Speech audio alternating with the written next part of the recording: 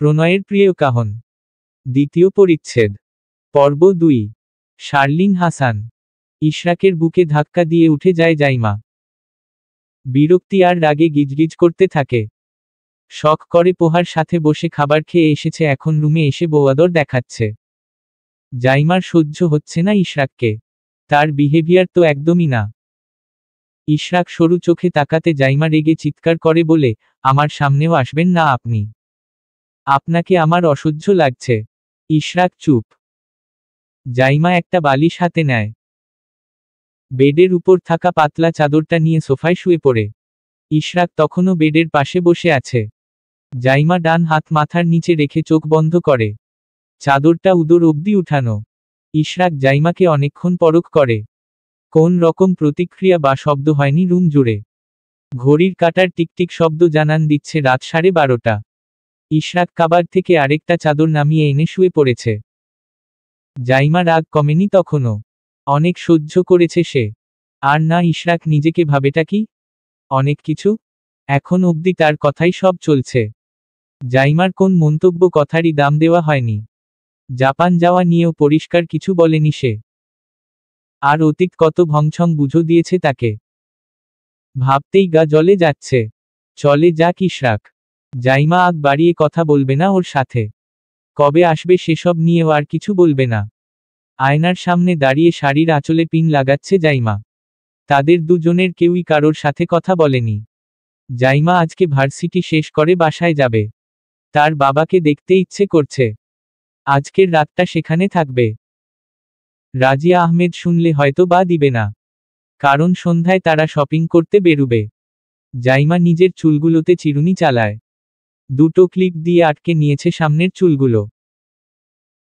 ছোট হওয়ায় কিছু সামনে এনেছে আর কিছু পেছনে রেখেছে। আজকের সাদা রঙের ব্লাউজের সাথে নেভি ব্লু শাড়িটা দারুণ মানিয়েছে জাইমাকে। হাতে ঘড়ি পরে জুতো ঠিক করছে সে। ইশরাক ফর্মাল স্টাইলে আছে। চুলগুলোতে জেল লাগিয়ে ঠিক করে নেয়। মাঝে মধ্যে জাইমাকে আর চোখে দেখছে সে। বুকের বা পাশের যন্ত্রটা অস্বাভাবিক রকমের ক্রিয়া করে উঠছে। জাইমা নিজের ব্যাগ গুছিয়ে প্রয়োজনীয় জিনিসপত্র নিয়ে নেয়। চলতি পথে ইশরাকের দিকে তাকিয়ে বলে, আমি আজকে বাসায় যাব। বাবাকে দেখতে মন চায়, রাতটা সেখানে থাকব। রাতে ফিরে আসা হোক। জাইমার মসৃণ কপাল কুঞ্চিত হয়ে আসে। নিজের ভাব বজায় রেখে সে বলে, আগামী 1-2 মাস আমি ছাড়া থাকতে পারলে এক রাত কিছুই না। ইশরাক ঠিক বুঝে উঠতে পারেনি খোঁচা মেরে কথাটা বলেছে নাকি স্বাভাবিক। সে হাতঘড়ি পড়তে পড়তে বলে, যার যা মন চায়। জাইমা ব্যাগ থেকে মিনি মিরর বের করে নিজের ফেসটা দেখে নেয়। ইশরাক তাকিয়ে দেখছে জাইমাকে। জাইমা আয়নাটা ব্যাগ রেখে রুম থেকে বেরিয়ে যায়। ইশরাক রাগে ক্ষোভে ফেটে যাচ্ছে। এই শাড়িটা পরে ফাহিমের প্রেজেন্টেশনেই যেতে হবে? কই তারটার সময় তো এত যত্ন করে সাজা হয় না। রাগের সময়ই কেন শাড়ি পরতে হবে? সে তো রাগের জ্বালায় চাইলেও 2-1টা চুমু খেতে পারবে না। ফোঁস করে নিঃশ্বাস ছেড়ে দুপদাব পা ফেলে নিচে আসে ইশরাক। জাইমা বসে বসে নাস্তা করছে। ইশরাক সেদিকে এক নজর তাকিয়ে আর তাকায়নি। রাহেলা খান জাইমাকে দেখে বলেন, শাড়িটা তোমাকে বেশ মানিয়েছে। জাইমাও জবাব দেয়, মানানোর মতোই মানুষ আমি। তবে সবাইকে মানায় না, তবুও দয়া দেখিয়ে পাশে জায়গা দিয়েছি। ইশরাক চোয়াল শক্ত করে জাইমার দিকে তাকায়। পোহা পাশে বসই চুপচাপ খাবার খাচ্ছে। জাইমার দেওয়া অপমান সে ভুলতে পারেনি। সুযোগ খুঁজছে কিভাবে জাইমাকে অপমান করা যায়, তবে আপাতত সে চুপ। ইশরাত ভার্সিটি যাবে না, সেজন্য সবার সাথেই নাস্তা খেতে বসেছে। আনা সোফায় বসে ইরাকে নাস্তা খাওয়াচ্ছে। জাইমা জুসের গ্লাসে চুমুক দিয়ে উঠে দাঁড়ায়। দাদির দিকে তাকিয়ে বলে, আজকে বাসায় যাব। মর্ম যাবে নাকি? রাহেলা খানের কথায় জাইমা বিরক্ত হয়ে জবাব দেয়, না যাবে না। আমি একাই যাচ্ছি। কথাটা বলে সে বেরিয়ে যাওয়ার জন্য পা বাড়ালে ইশরাত বলে, ভাইয়ার সাথে যাবে না? জাইমা আশেপাশে তাকিয়ে বলে, আমার ফ্রেন্ড অপেক্ষা করছে, ওর সাথেই যাব। ইশরাক খাওয়া বন্ধ করে নেয়। ফ্রেন্ড মানে? জাইমা তার ছেলে ফ্রেন্ডের কথা বলছে? তার সাথে যাবে? জাইমা বিরক্তি নিয়ে বেরিয়ে যায়। ইশরাক কোনোরকম খেয়ে তাড়াহুড়োয় চলে আসে।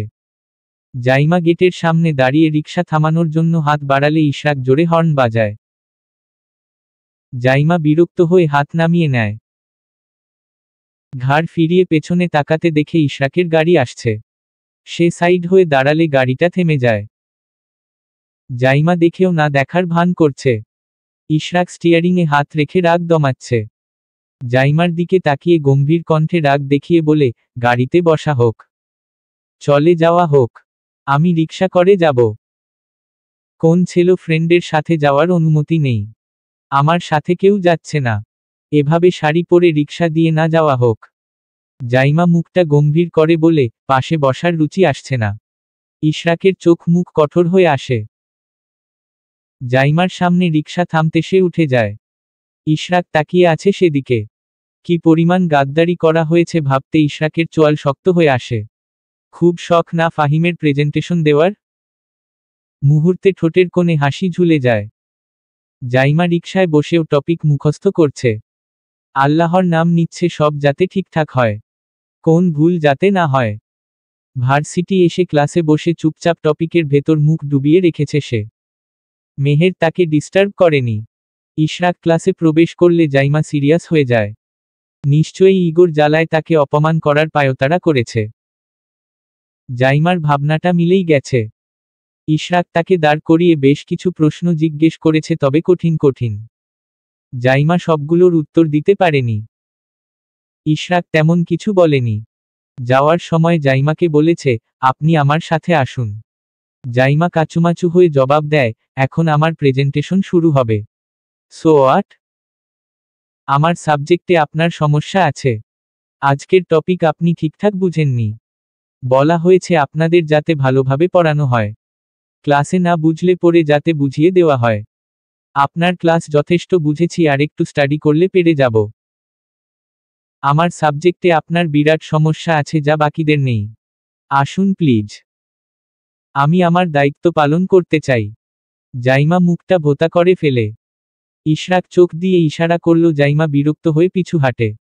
ইশরাকের রুমের সামনে এসে দাঁড়িয়ে যায়। ইশরাক গলা খাকারি দিলে জাইমা ভেতরে যায়। জাইমাকে দাঁড় করিয়ে রেখে ইশরাক চেয়ারে বসে। জাইমা ঘড়িতে সময় দেখছে।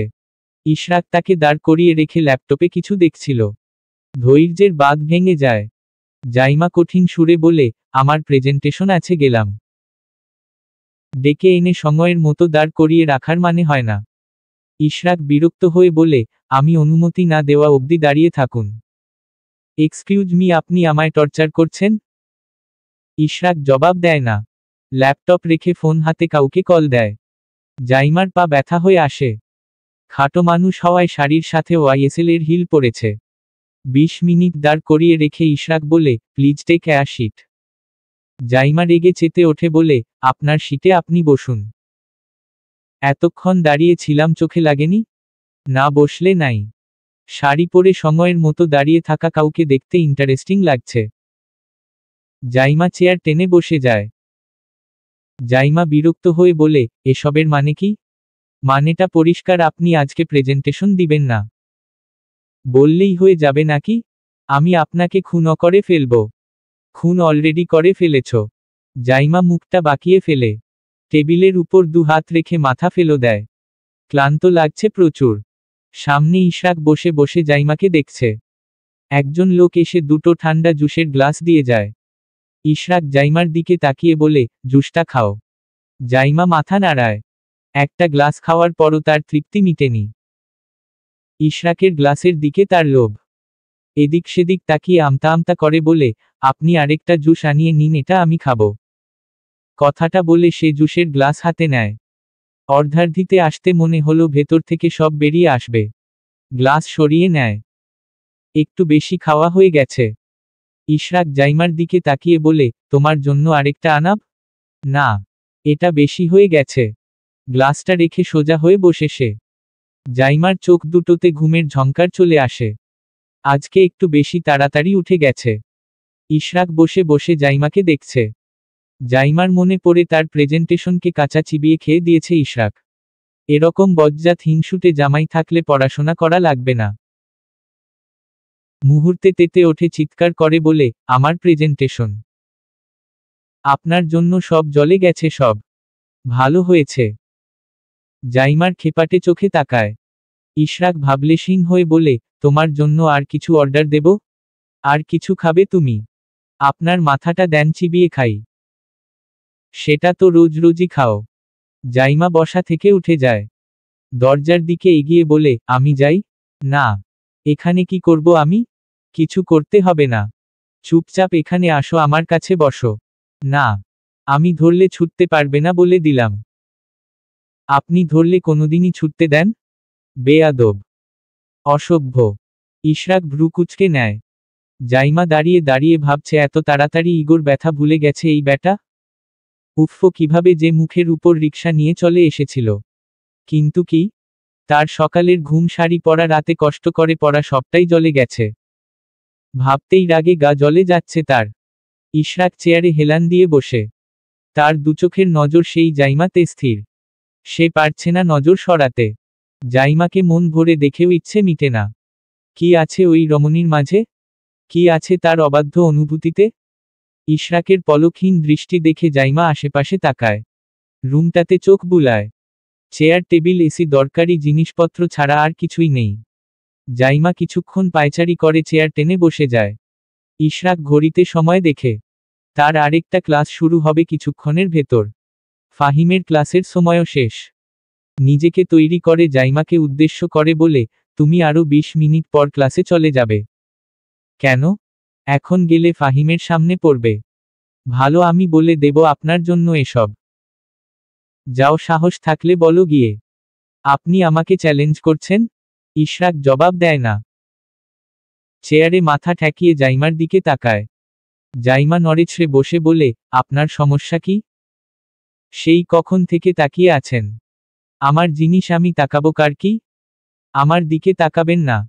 অযথা তর্ক করো না তো। জাইমা ইশরাকের দিকে তাকিয়ে বলে, আপনার ফোনটা দিন। কি করবা? ফেসবুক দেখব। ইশরাক ফোনটা এগিয়ে দেয়।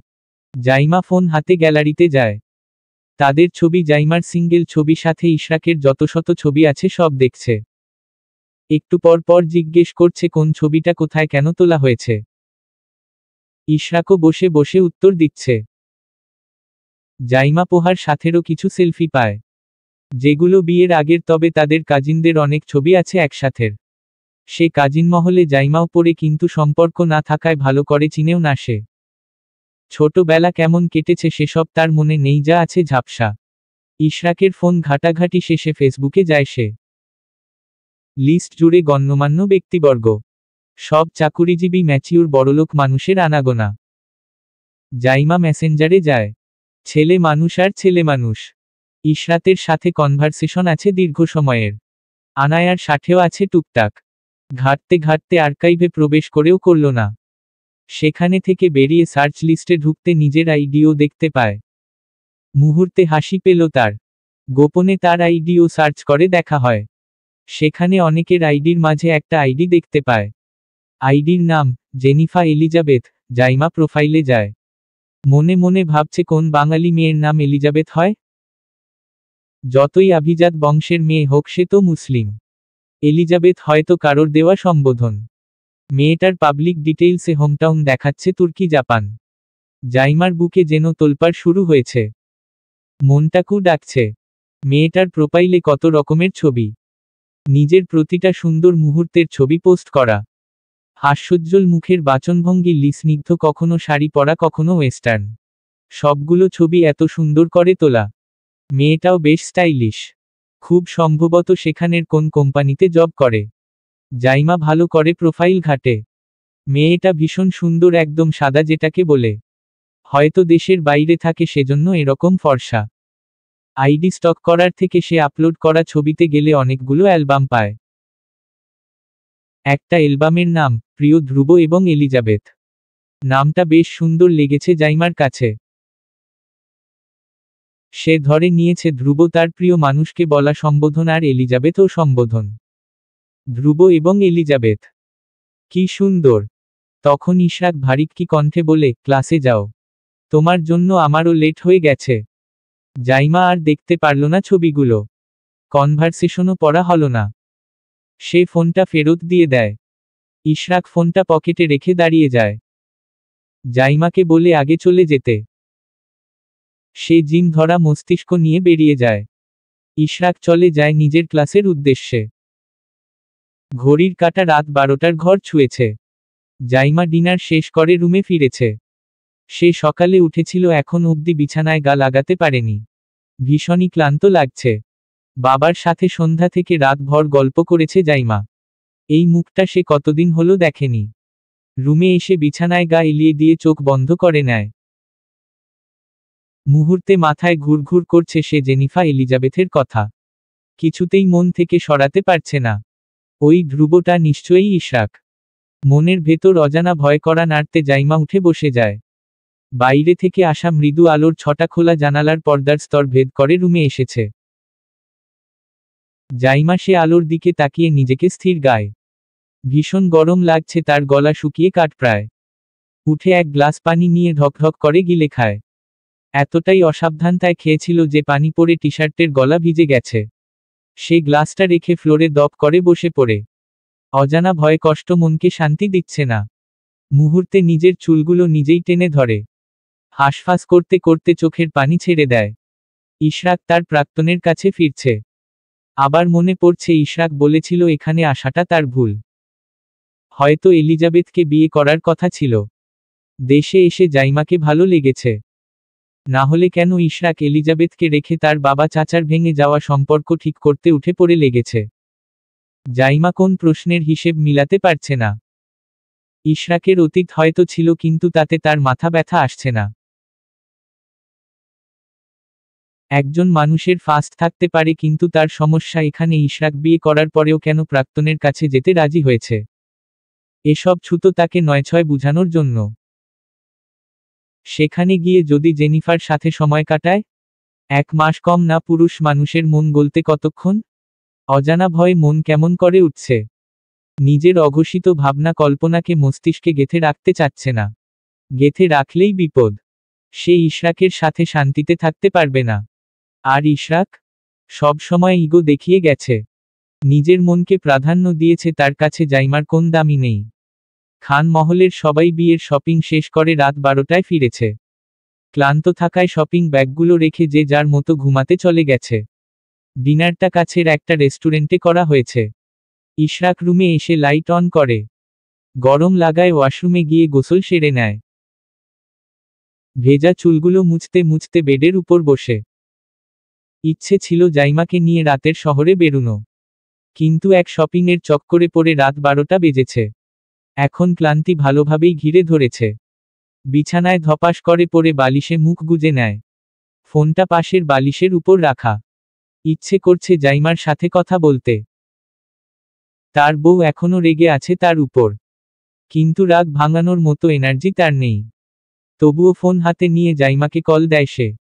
বার কয়েক রিং হলে কল কেটে দেয়। ইশরাক জ্বলন্ত চোখ নিয়ে বহু কষ্টে ফোনের স্ক্রিনে চোখ রাখে। পুনরায় জাইমাকে কল দেয়, তাতেও লাভ হয়নি। কল কেটে দিয়েছে। বার কয়েক কল দেওয়ার পর রিসিভ হয়েছে। অপাশ থেকে কোনোরকম শব্দ আসলো না। ইশরাকও কিছুক্ষণ নীরব থাকল। কোন অজানা বিভেদের দেওয়াল এসে বাধা পড়েছে তাদের মাঝে। ইশরাক জিজ্ঞেস করে, মৈশানি কথা বলো। খুব শান্ত শোনালো কণ্ঠটা। জাইমা নিজের রাগ অভিমান চাপা দিয়ে বলে, রাতের খাবার খেয়েছেন? তুমি? হ্যাঁ। আপনি বেশি টায়ার্ড? হলেও এখন নেই। তুমি কথা বলো, আমি শুনছি। এনার্জি নেই। আপনার কিছু বলার থাকলে বলতে পারেন। কিছুটা তেজি কণ্ঠে জবাব দেয় জাইমা। এপাশ থেকে ইশরাক মৃদু হাসে। কোমল কণ্ঠে বলে, রাগ কমেনি? জেনে কি করবেন? কথা না থাকলে রাখুন, আমি ঘুমাবো। মৈশানি রাগে না প্লিজ। তুমি বারণ করেছ সেজন্য তোমাদের বাসায় যাইনি, না হলে আজকের রাতটাও তোমার পাশেই থাকতাম। আপনি ভীষণ অসহ্য ব্যক্তি। সম্পর্কের মূল্য আপনার কাছে রাত কাটানো আর সুউচ্চ ইগোর পাহাড়ের নিচে থাকা ধুলাবালি। রাগে তোমার মাথা খারাপ হয়ে গেছে। উচিত কথা কারোরই ভালো লাগে না। সম্পর্কের মূল্য আমার কাছে রাত কাটানো না। বুঝে শুনে কথাবার্তা বলবে। এরপর থেকে এরকম কিছু যাতে না শুনি। আর ইগো? ওটা বরাবর আমার 16 কলায় পূর্ণ। আপনাকে বিয়ে করাটাই আমার জীবনের সবচেয়ে বড় ভুল। আপনি একটা মুখোশধারী। তারপর? জেনিফা আপনার প্রাক্তন প্রেমিকা? হ্যাঁ। তারপর? গোলামের পুতো। Mind your language. আরো বিশ্রী গালি দেওয়া উচিত ছিল আমার। মৈশানি, যেটা জানো না কথা বলো না। না বললে কি করে জানবো? জেনিফা আমার বেস্ট ফ্রেন্ড, এর বাইরে কিছু না। তুমি অযথা হ্যারেস করবে না। প্রাক্তন থেকে বেস্ট ফ্রেন্ড। নাইস। আর এলিজাবেথ তো আপনি ডাকতেন, তাই না? ও আপনাকে ধ্রুব বলতো? আন্দাজে ঢিল ছুঁড়েছে জাইমা। যতটুকু যায় দেখা যাবে। ইশরাক এবার নিশ্চুপ। সে কথা গুছিয়ে আনতে পারছে না। এছাড়া কলে এত কিছু গুছিয়েও বলা যায় না। জাইমা যে অধৈর্য বললে কলকাতা বানিয়ে নিজের মতো করে অভিযোগ তুলবে। সেজন্য ইশরাক চাচ্ছে যাওয়ার আগেই সব মিটমাট করে নিবে। জাইমার সকল ভ্রম ভাঙিয়ে দিবে। আপাতত ঘুম জড়ানো কণ্ঠে বলে, গুড নাইট। আগামীকালকে আমার সাথে বাসায় আসবে। Take care. কলটা কেটে দিতে জাইমা ফোনটা বিছানায় ছুঁড়ে মারে। রাগে জেদে শরীর ফেটে যাচ্ছে। তার রাতের ঘুম কেড়ে নিয়ে বলে গুড নাইট। এরকম খারাপ মানুষ জাইমা তার জীবনে দুটোও দেখেনি। সে রাতটা হাঁসফাঁস করে কাটিয়ে পরের দিন বেলা অবধি ঘুমিয়েছিল জাইমা। ভার্সিটি আর যাওয়া হয়নি। এক ঘুমে দুপুর 1টা বেজেছে। উঠে গোসল নিয়ে খাবার খেতে বসে যায়। জাইমা থাকায় তার আম্মু চিকেন বিফ পোলাও সবই রান্না করে দিয়ে গেছে।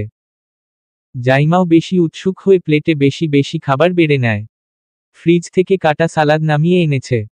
সালাদটাও কেটে রেখে গেছে তার আম্মু। ভেবে জাইমা মৃদু হাসে। তার আম্মু কি সুন্দর সবকিছু গুছিয়ে রাখে। একদিন হয়তো তাকেও সব গুছিয়ে রাখতে হবে। সোফায় পা তুলে বসে পোলাও মুখের সামনে ধরতে জাইমার মনে হচ্ছে ভেতর থেকে সব বেরিয়ে আসবে। গন্ধটা এত বিশ্রী ঠেকেছে নাকের কাছে। জাইমা উঠে আরেকটা প্লেটে সাদা ভাত বেড়ে খেতে বসে যায়। খেতে খেতে আবারও ইশরাকের কথা মনে পড়ে। ভাতের দানাও ভেতরে যাচ্ছে না। ভীষণ পুড়ছে ভেতরটা। কেমন বিষাদ লাগছে সবকিছু। তার জীবনের প্রথম পুরুষ ইশরাক, যাকে ঘিরে তার প্রেম কিংবা ভালোবাসার সব অনুভূতি। ভাবতেই কেমন হাঁসফাঁস লাগছে। জাইমা খাবারটাও ঠিক মতো গিলতে পারেনি। একে তো চিন্তা, তার উপর খাওয়ার রুচি যেন মরে গেছে। হাত ধুয়ে উঠে বাসার ছাদে চলে যায়। বাসায় সে একাই আছে। মা স্কুলে, বাবা অফিসে। রূপা ছুটিতে আছে, সেজন্য পুরো বাসায় জাইমা একাই। মনটা ভীষণ খারাপ হয়ে আছো। ছাদে আসতে সূর্য মামার কড়া রোদে বেশিক্ষণ টিকতে পারেনি সে। দ্রুত পায়ে ছাদ ছেড়ে দেয়। রুমে এসে ফোন হাতে নেয়। ফেসবুকে ঢুকে জেনিফা এলিজাবেথ নামে আইডিটা সার্চ করে। দুর্ভাগ্যবশত আইডিটা লক পেয়েছে সে। তীব্র ইগোর জন্য সে রিকোয়েস্ট পাঠায়নি। কি মনে হতে ইশরাকের আইডিটাও ভিজিট করে। রিয়েক্ট কমেন্টও চেক দেয়। জেনিফার কোন কমেন্টই চোখে পড়েনি। এছাড়া ইশরাকে আইডির সব পোস্ট পাবলিক করা না। জাইমা ফোনটা রেখে ব্যালকনিতে যায়। সেখানে গিয়ে 2 সেকেন্ডও দাঁড়াতে পারেনি, ফোনটা শব্দ করে বেজে ওঠে। জাইমা পুনরায় রুমে আসে। ফোন স্ক্রিনে তাকাতে দেখে রাজিয়া আহমেদের কল। জাইমা কল রিসিভ করে সালাম দেয়। ভালো মন্দ জিজ্ঞেস করলে রাজিয়া আহমেদ বলেন, জাইমা তুমি বাসায় আসছো না কেন? আজ বাদকাল মেহেদি অনুষ্ঠান শুরু হবে। অতিথি আসা শুরু করে দিয়েছে বাড়ির বউ, তুমি এখনো বাবার বাসায়। আমি একটু অসুস্থ। ডক্টর দেখিয়ে আগামীকালকে না ফিরলেও পরের দিন ফিরব। সে কি কথা, মর্মকে কিছু বলনি? আজকে কথা হয়নি। বাবা কেমন আছে? আলহামদুলিল্লাহ ভালো। তুমি নিজের খেয়াল রেখো। পারলে আজকে সন্ধ্যা নাগাদ চলে আসো।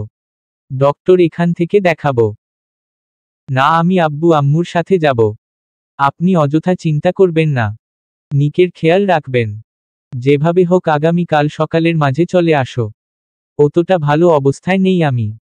ডক্টর দেখিয়ে পরশু নাগাদ চলে যাব। কি হয়েছে তোমার? মাথা ব্যথা, জ্বর? বাসায় চলে আসো। যাব পরশু দিন। আমি মর্মর সাথে কথা বলছি। আচ্ছা। ভালো থাকবেন, নিজের খেয়াল রাখবেন। কল বিচ্ছিন্ন হতো জাইমা স্বস্তির নিঃশ্বাস ছাড়ে। বিয়ে বাড়ি নিয়েও তার কোন আনন্দ নেই। সেখানে কেবল কাজের ভার আর কোলাহল। শরীর মন কোনোটাই সুস্থ না। সেখানে বিয়ের আনন্দ কতটুকুই বা গ্রহণ করতে পারবে সে? জাইমা হতাশ মন নিয়ে ব্যালকনিতে বসে পড়ে খুব গভীর ভাবনায় তলিয়ে যায়। সন্ধ্যায় রাজিয়া আহমেদ ইশরাকের কানে জাইমার অসুস্থর কথাটা তোলেন। তাতে কোনোরকম প্রতিক্রিয়া দেখায়নি ইশরাক। এমনিতে মেজাজ চটে আছে। জাইমাকে সে বলেছে আজকে যাতে চলে আসে। ভার্সিটি আসেনি, সাথে সকাল থেকে দেওয়া একটা কলও উঠায়নি আর না ব্যাক করেছে। ইশরাক সন্ধ্যার নাশতাটা সেরে উঠে দাঁড়ায়। লিভিং রুম জুড়ে শাড়ি গহনার দোকান বসেছে। ইশরাক গতকাল জাইমার জন্য একটা নীল শাড়ি পছন্দ করে কিনে এনেছে। সে শাড়িটা বাকি শাড়ির সাথে রেখেছে।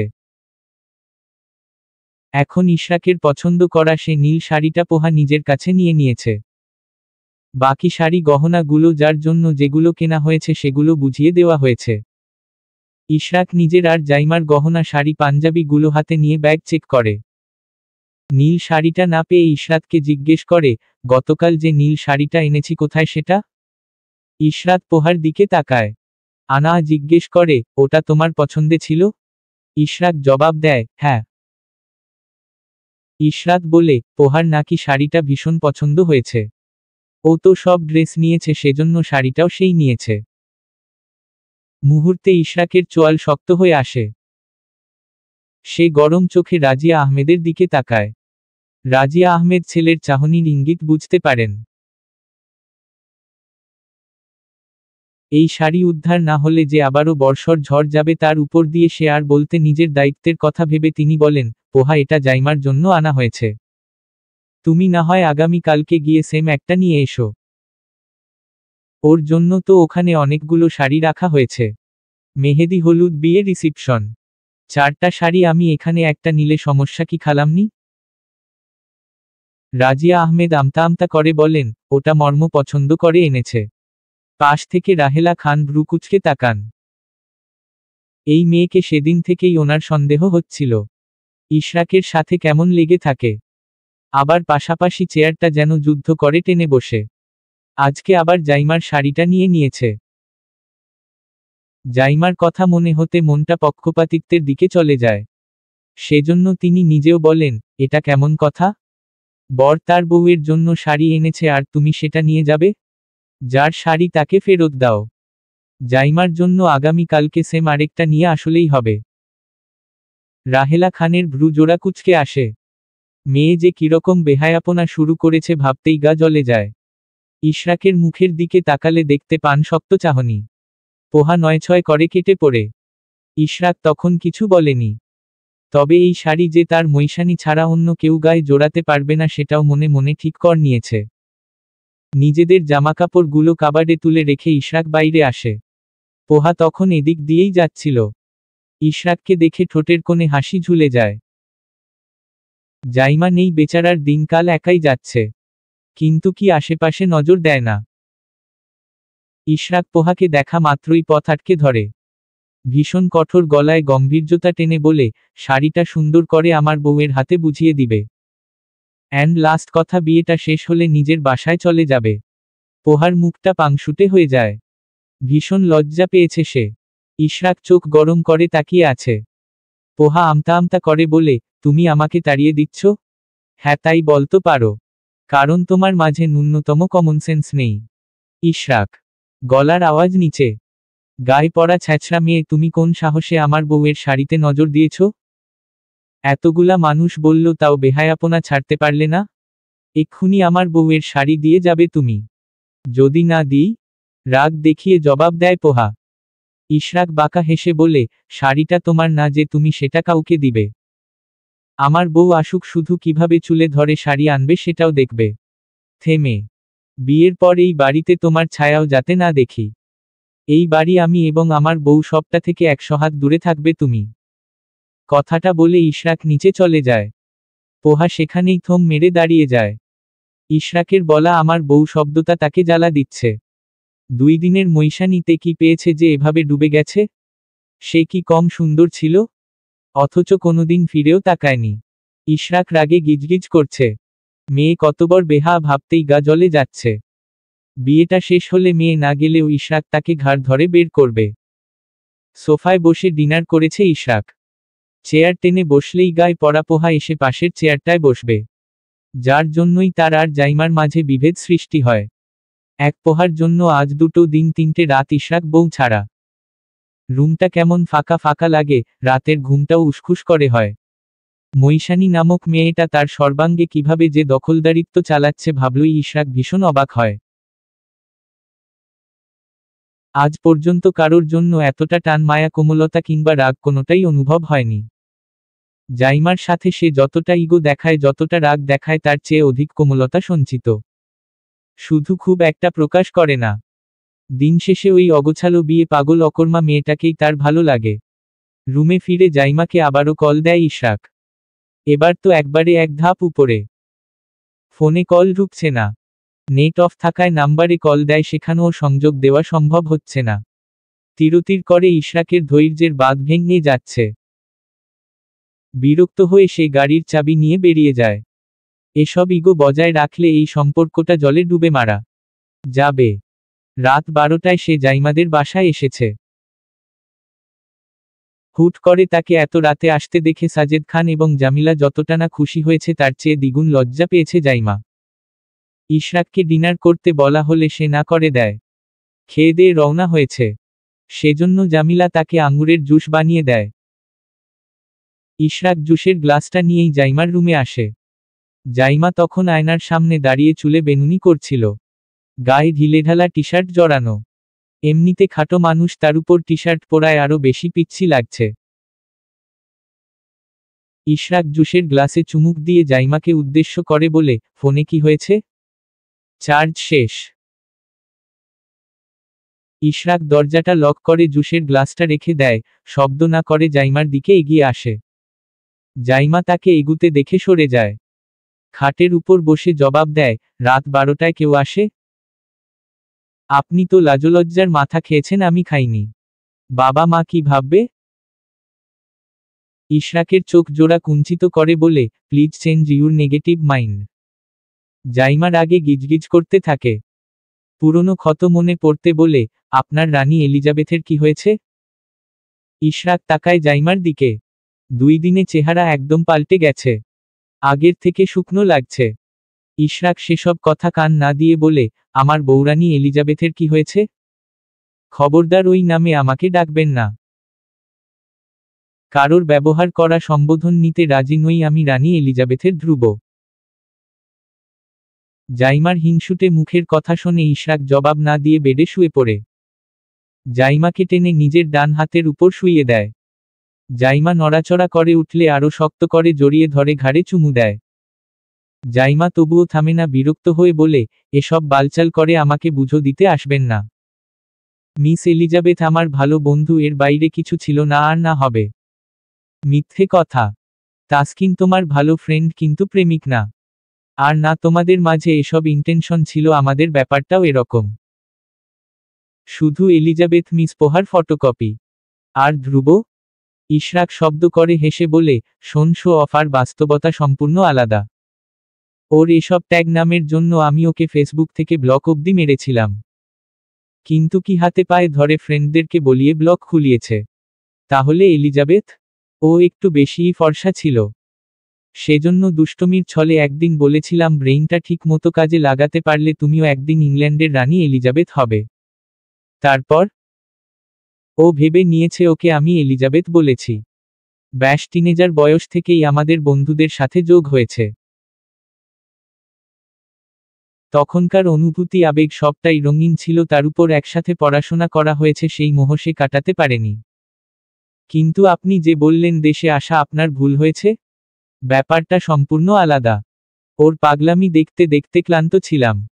বন্ধুরাও বলতো আর যাতে না ঘুরাই। দুজনের পড়াশোনা শেষ, ওখানে চাকরি নিয়ে বিয়ে করে সেটেল হয়ে যেতে।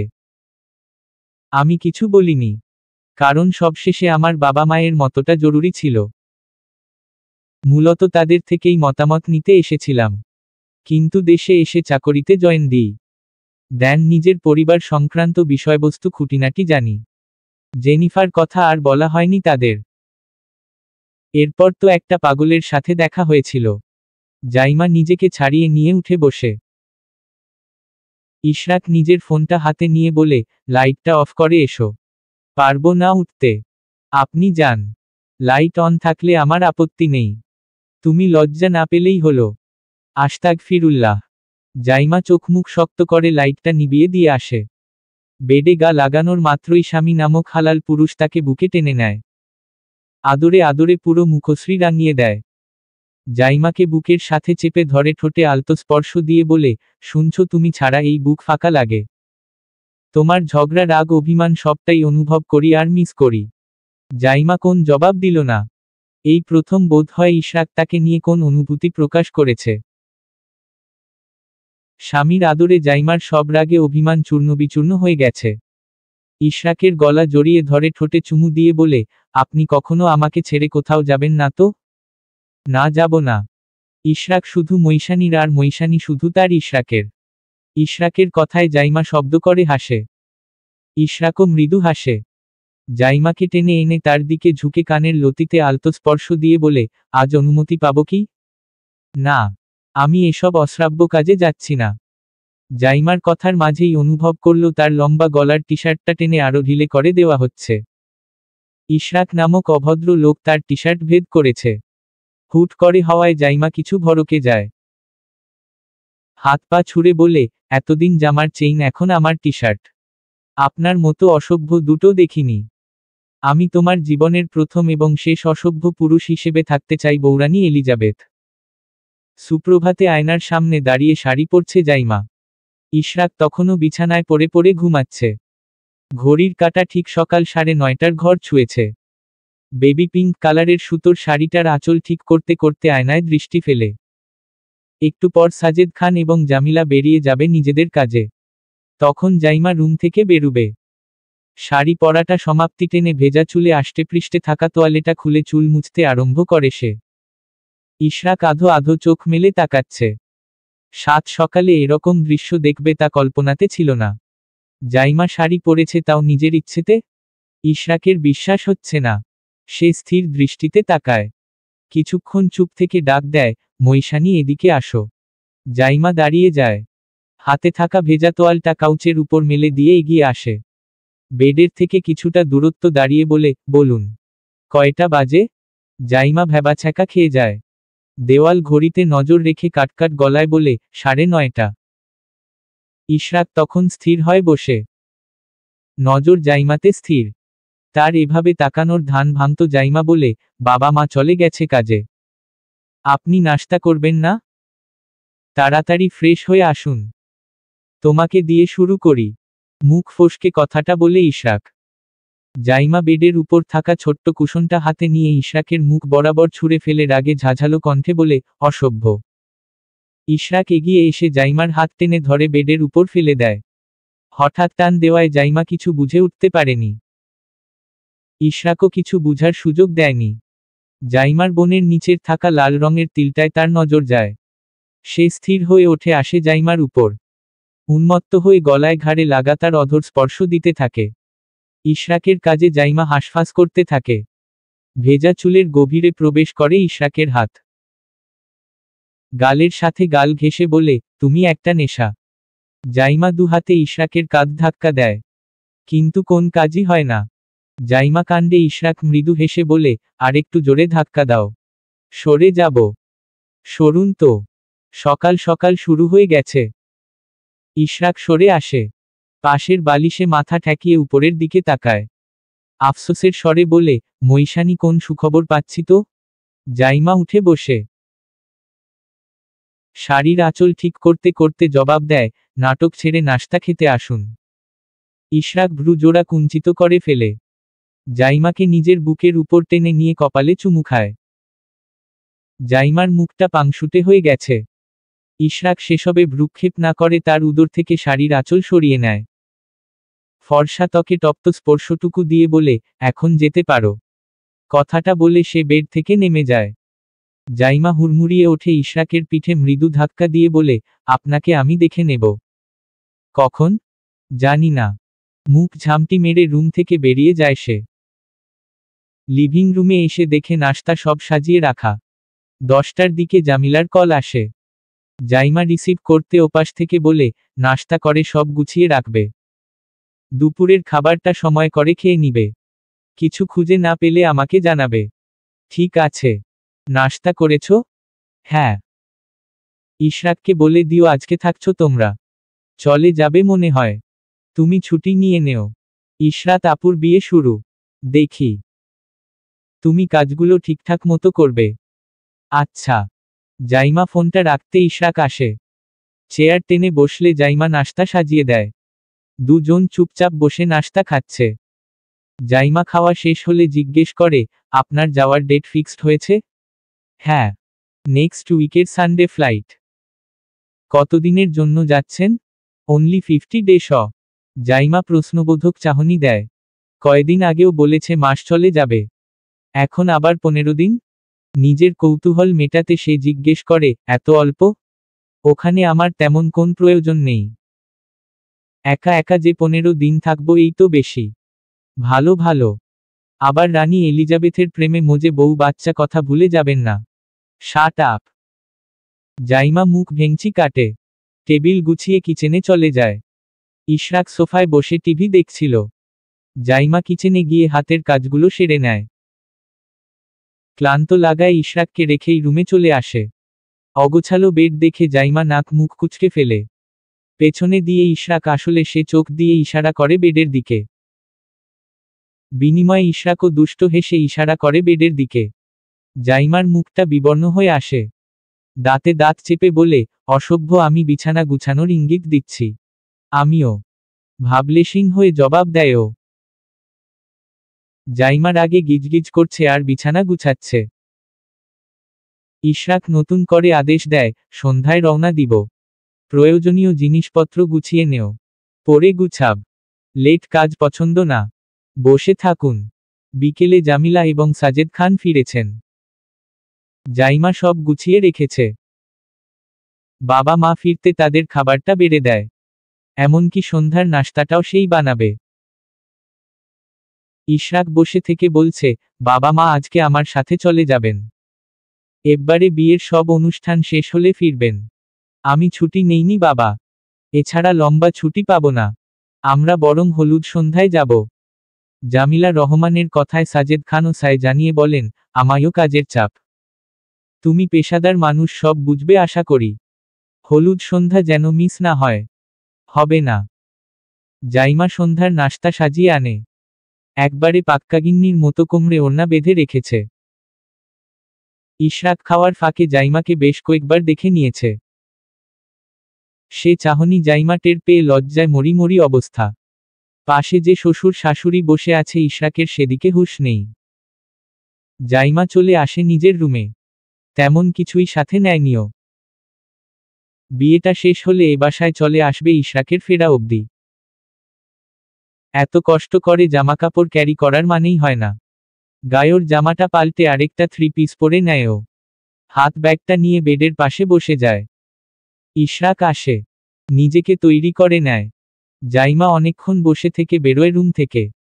জামিলা রহমান এবং সাজেদ খানের থেকে বিদায় নিয়ে তারা রওনা হয় বাসার উদ্দেশ্যে। দারুণ রকমের লাইটিং দিয়ে সজ্জিত খান ভিলা। গেট দিয়ে প্রবেশ করে কালো রঙের একটা গাড়ি।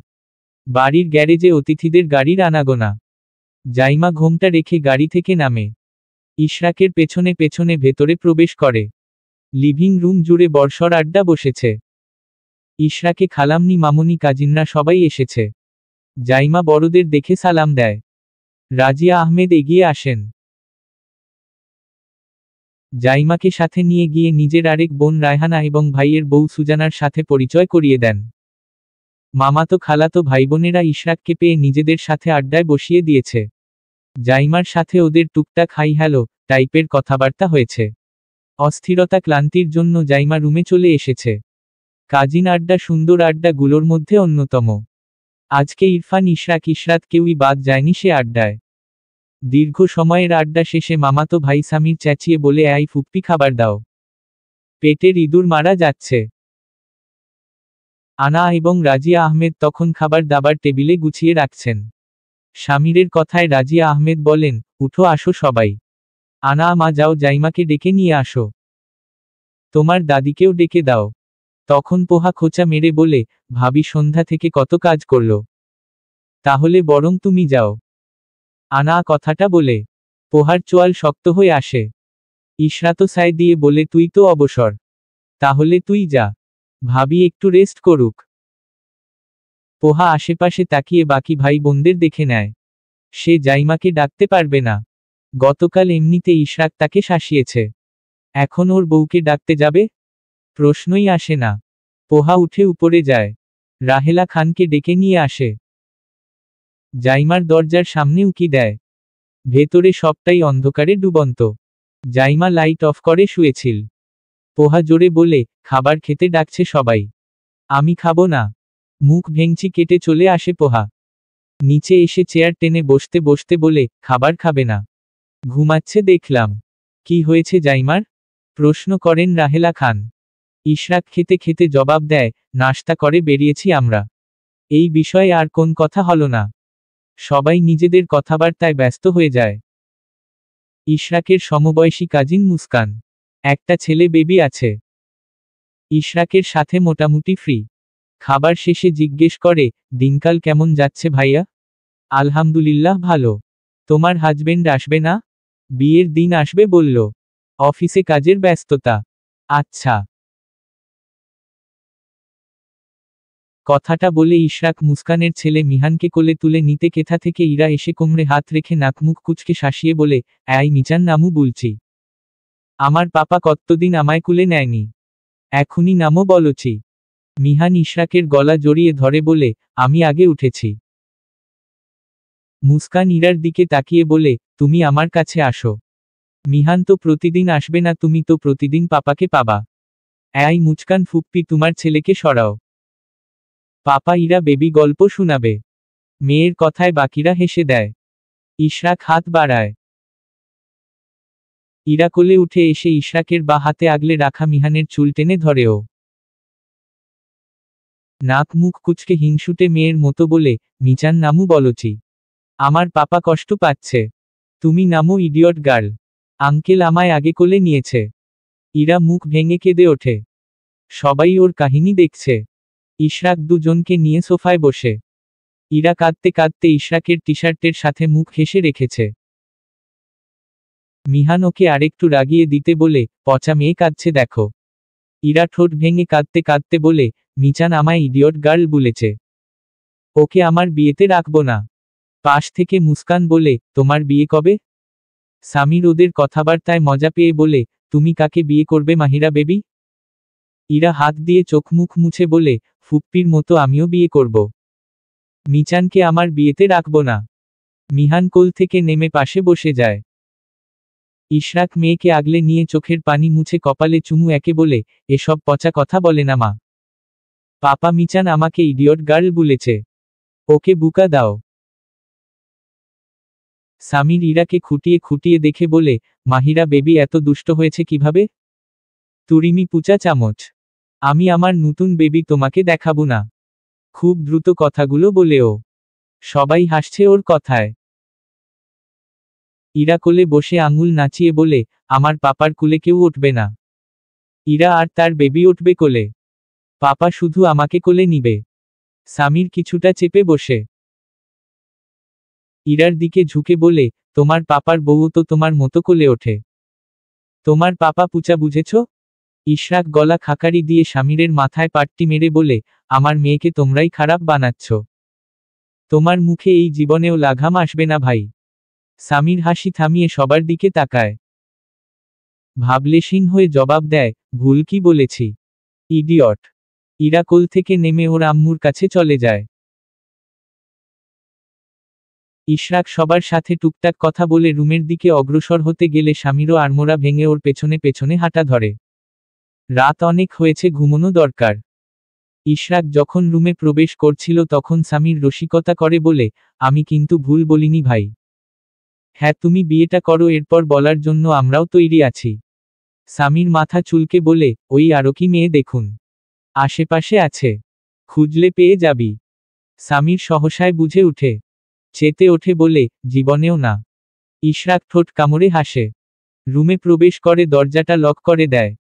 অন্ধকার রুমের দেওয়াল হাতড়ে সুইচ টিপ দিয়ে লাইট অন করে। চলে যায় কাবাডের সামনে। নতুন আরেকটা টি শার্ট আর ট্রাউজার বের করে চলে যায় চেঞ্জ করতে। ফ্রেশ হয়ে এসে জাইমাকে ডাকতে থাকে। ঘুমের মাঝে ডাকাডাকিতে জাইমা বিরক্ত হয়।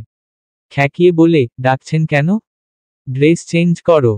গাড়িতে বসে এসেছি, বাইরে তো আর নামিনি। বেশি পরিষ্কার দেখাতে আসলে রুমে জায়গা হবে না। চেঞ্জ করো ফাস্ট। ভারী জামা নিয়ে ঘুমাতে হবে না। পারবো না। প্যাচাল না করে সরুন। কথাটা বলে সে ঘুমিয়ে পড়ে। ইশরাক জাইমাকে এক নজর দেখে কানের কাছে মুখ নিয়ে আস্তে করে বলে, তোমার জামাটায় ভারী ওয়ার্ক করা। তোমাকে জড়িয়ে ধরলে আমার বুকে ব্যথা লাগবে তো। আজকে জড়িয়ে ধরতে হবে না। আচ্ছা তুমি ঘুমাও। জাইমা চোখ মেলে মাথা উঁচু করে তাকায়। ইশরাক লাইট অফ করতে গেছে। সেটা দেখে জাইমা দু হাত বুকে গুজে পাশ ফিরে শুয়ে পড়ে। চোখ ভর্তি ঘুম থাকায় বাকি কিছু আর দেখার আগ্রহ পায়নি। কিছুক্ষণ পর ঘুমের ঘোরে অনুভব করে শীত লাগছে প্রচুর। জাইমা হাত দিয়ে কম্বল টানে, কিন্তু শক্তি কুলোচ্ছে না। গলায় ফাঁসের মতো পড়তে সে লাফ দিয়ে বসে। লম্বা ঢিলে টি শার্টটা উদর পর্যন্ত নেমে গেছে। জাইমা চোয়াল শক্ত হয়ে আসে। ডিম লাইটের আলোয় ইশরাকের ছায়ামূর্তি স্পষ্ট বোঝা যাচ্ছে। ঘুম চোখে রাগ মাথায় নিয়েও চেঁচিয়ে ওঠে, আপনার মতো পাগল দুটো দেখিনি। মাঝরাতে কেউ জামা খুলে টি শার্ট পরায়? আমার অসুবিধা হচ্ছিল তাই। আপনার মতো একজন জীবনে থাকলে শান্তির আর প্রয়োজন নেই। আমার টি শার্টে তোমায় সুন্দর লাগছে তো? মাথা খারাপ হয়ে গেছে আপনার? এই অন্ধকারে আপনি আমার সৌন্দর্য দেখছেন? সবই দেখছি। কথাটা বলে জাইমার ভারী জামাটা বালিশের পাশে রেখে শুয়ে পড়ে। এক হাতে কম্বল টানে আরেক হাতে জাইমাকে টেনে উন্মুক্ত বুকের উপর শুইয়ে দেয়। কপালে উষ্ণ পরশ দিয়ে বলে, এবার ঠিক আছে। নিশ্চিন্তে ঘুমাও। সেদিন ছিল হলুদ সন্ধ্যা। খান মহলে অতিথিদের আগমনে মুখরিত। জাইমারও ব্যস্ততায় সময় কাটছে। মূলত অতিথি আপ্যায়ন কাজ সবটাই শাশুড়ি যা এর সাথে মিলে দেখতে হয়। রাতের খাবারটা ঘরোয়া ভাবেই রান্না হয়। কিচেনে রাজিয়া আহমেদ এবং ওনার ভাবি সুজানা বোন রায়হানা সবাই মিলে রান্নার কাজ দেখছে। জাইমা টেবিল পরিষ্কার করছিল। তার ভদ্রলোক রুমে বসে ল্যাপটপে মুখ গুজে রেখেছে। পোহা ইরা এবং মিহানকে কোলে নিয়ে ভিডিও দেখছিল। তখন আগমন হয় সাজ্জাদ খানের কলিগের পরিবারের। জাইমা এগিয়ে যায় তাদের কাছে। সালাম দিয়ে নিয়ে আসে সোফায় বসার জন্য। সে ব্যস্ত হয়ে শ্বশুরকে ডেকে কিচেনে চলে যায় নাশতা রেডি করতে। সাজ্জাদ খানের কলিগের বউ এবং মেয়ে এসেছে। পোহা তাদের সাথে কথা বলতে আরম্ভ করে। জাইমা নাশতার ট্রে নিয়ে আসে। পোহা তাকে দেখে বলে, মিহানকে ওর আম্মুর কাছে দিয়ে আসো। জাইমা ওর হাতটা ধরে দাঁড় করালে পোহা বলে, কোলে করে নিয়ে যাও। জাইমা বুঝেছে পোহা তাকে ইচ্ছে করেই এটা বলেছে। একে তো সে ছোটখাটো মানুষ। মিহানের মতো ওয়ানে পড়া ছেলেকে কোলে নেওয়ার শক্তি তার নেই। পোহার কথা পাত্তা না দিয়ে মিহানকে নিয়ে যাওয়ার সময় সে বলে, তোমার রুমে আসো, কথা আছে আমার। পোহার ভ্রু জোড়া সংকুচিত হয়ে আসে। জাইমা তাকে কি বলবে? ইরাকে বসিয়ে দিয়ে সে জাইমার পিছু হাঁটে। মিহানকে তার আম্মুর কাছে পৌঁছে দিয়ে জাইমা এবং পোহা দুজনই পোহার রুমটায় যায়। সেখানে কেউ উপস্থিত নেই দেখে জাইমার স্বস্তির নিঃশ্বাস ফেলে। পোহা প্রবেশ করলে জাইমা দরজাটা ভিড়িয়ে বলে, আজকে সন্ধ্যায় কি পরবে তুমি? পোহা হা হয়ে যায়। জাইমাকে পরখ করে বলে, গাউন। শাড়ি পরবে না? হলুদের জন্য শাড়ি নেইনি। আমারটা নিবা? মানে? তোমারটা আমি নিব কেন? জাইমা রুমে পায়চারি করতে করতে বলে, আমার স্বামী বলেছে তুমি নাকি আমায় ভালোবসে নীল শাড়ি কিনে এনেছ। সে জানালো আমি বাসায় না থাকায় দিতে পারোনি। আজকে নাকি দিবে বললে। আমি তো অবাক হয়েছিলাম শুনে। সেজন্য নিজেরটা তোমায় অফার করলাম। পোহার মুখটা পাংশুটে বর্ণ ধারণ করেছে। ইশরাক এরকম ভাবে সাজিয়ে কথা বলেছে? নাকি জাইমা নিজ থেকে বলছে? সে আরেকটু বাজিয়ে দেখতে বলে, ইশরাক এসব তোমায় বলেছে? সিরিয়াসলি? হুম। কেন, তোমার কি মনে হয় ও মিথ্যে বলতে পারে? আমি কিন্তু এক্সাইটেড সে শাড়িটা দেখার জন্য। না, মিথ্যে বলবে কেন? তাহলে শাড়িটা দাও। আমিও মার্কেটে গেলে তোমার জন্য একটা কিনে আনবো। কারণ ঋণ পরিশোধ করতে হয়। পোহা নাক মুখ কুচকে শাড়িটা বের করে আনে। জাইমার হাতে ধরিয়ে দিয়ে বলে, দেখো পছন্দ হয় কিনা। জাইমা শাড়িটা বের করে। এক নজর দেখে আবারও ব্যাগে ঢুকিয়ে নেয়। যাওয়ার সময় বলে, আমার বরের পছন্দ আছে বলতে হবে। কথাটা বলে সে দরজা অবধি যেতে পোহা বলে, তুমি মিথ্যে বলেছ? একদম না। সাজিয়ে গুছিয়ে কথা বলেছি। পোহার চোখ মুখ শক্ত করে নেয়। জাইমা শীষ বাজিয়ে বলে, বিবাহিত পুরুষের পিছনে পড়ে কি লাভ বলো? পারলে একটা শিয়াল জুটিও নেও। কাজে দিবে। ইশরাক তোমাকে কখনো চুজ করেনি, ভবিষ্যতেও করবে না।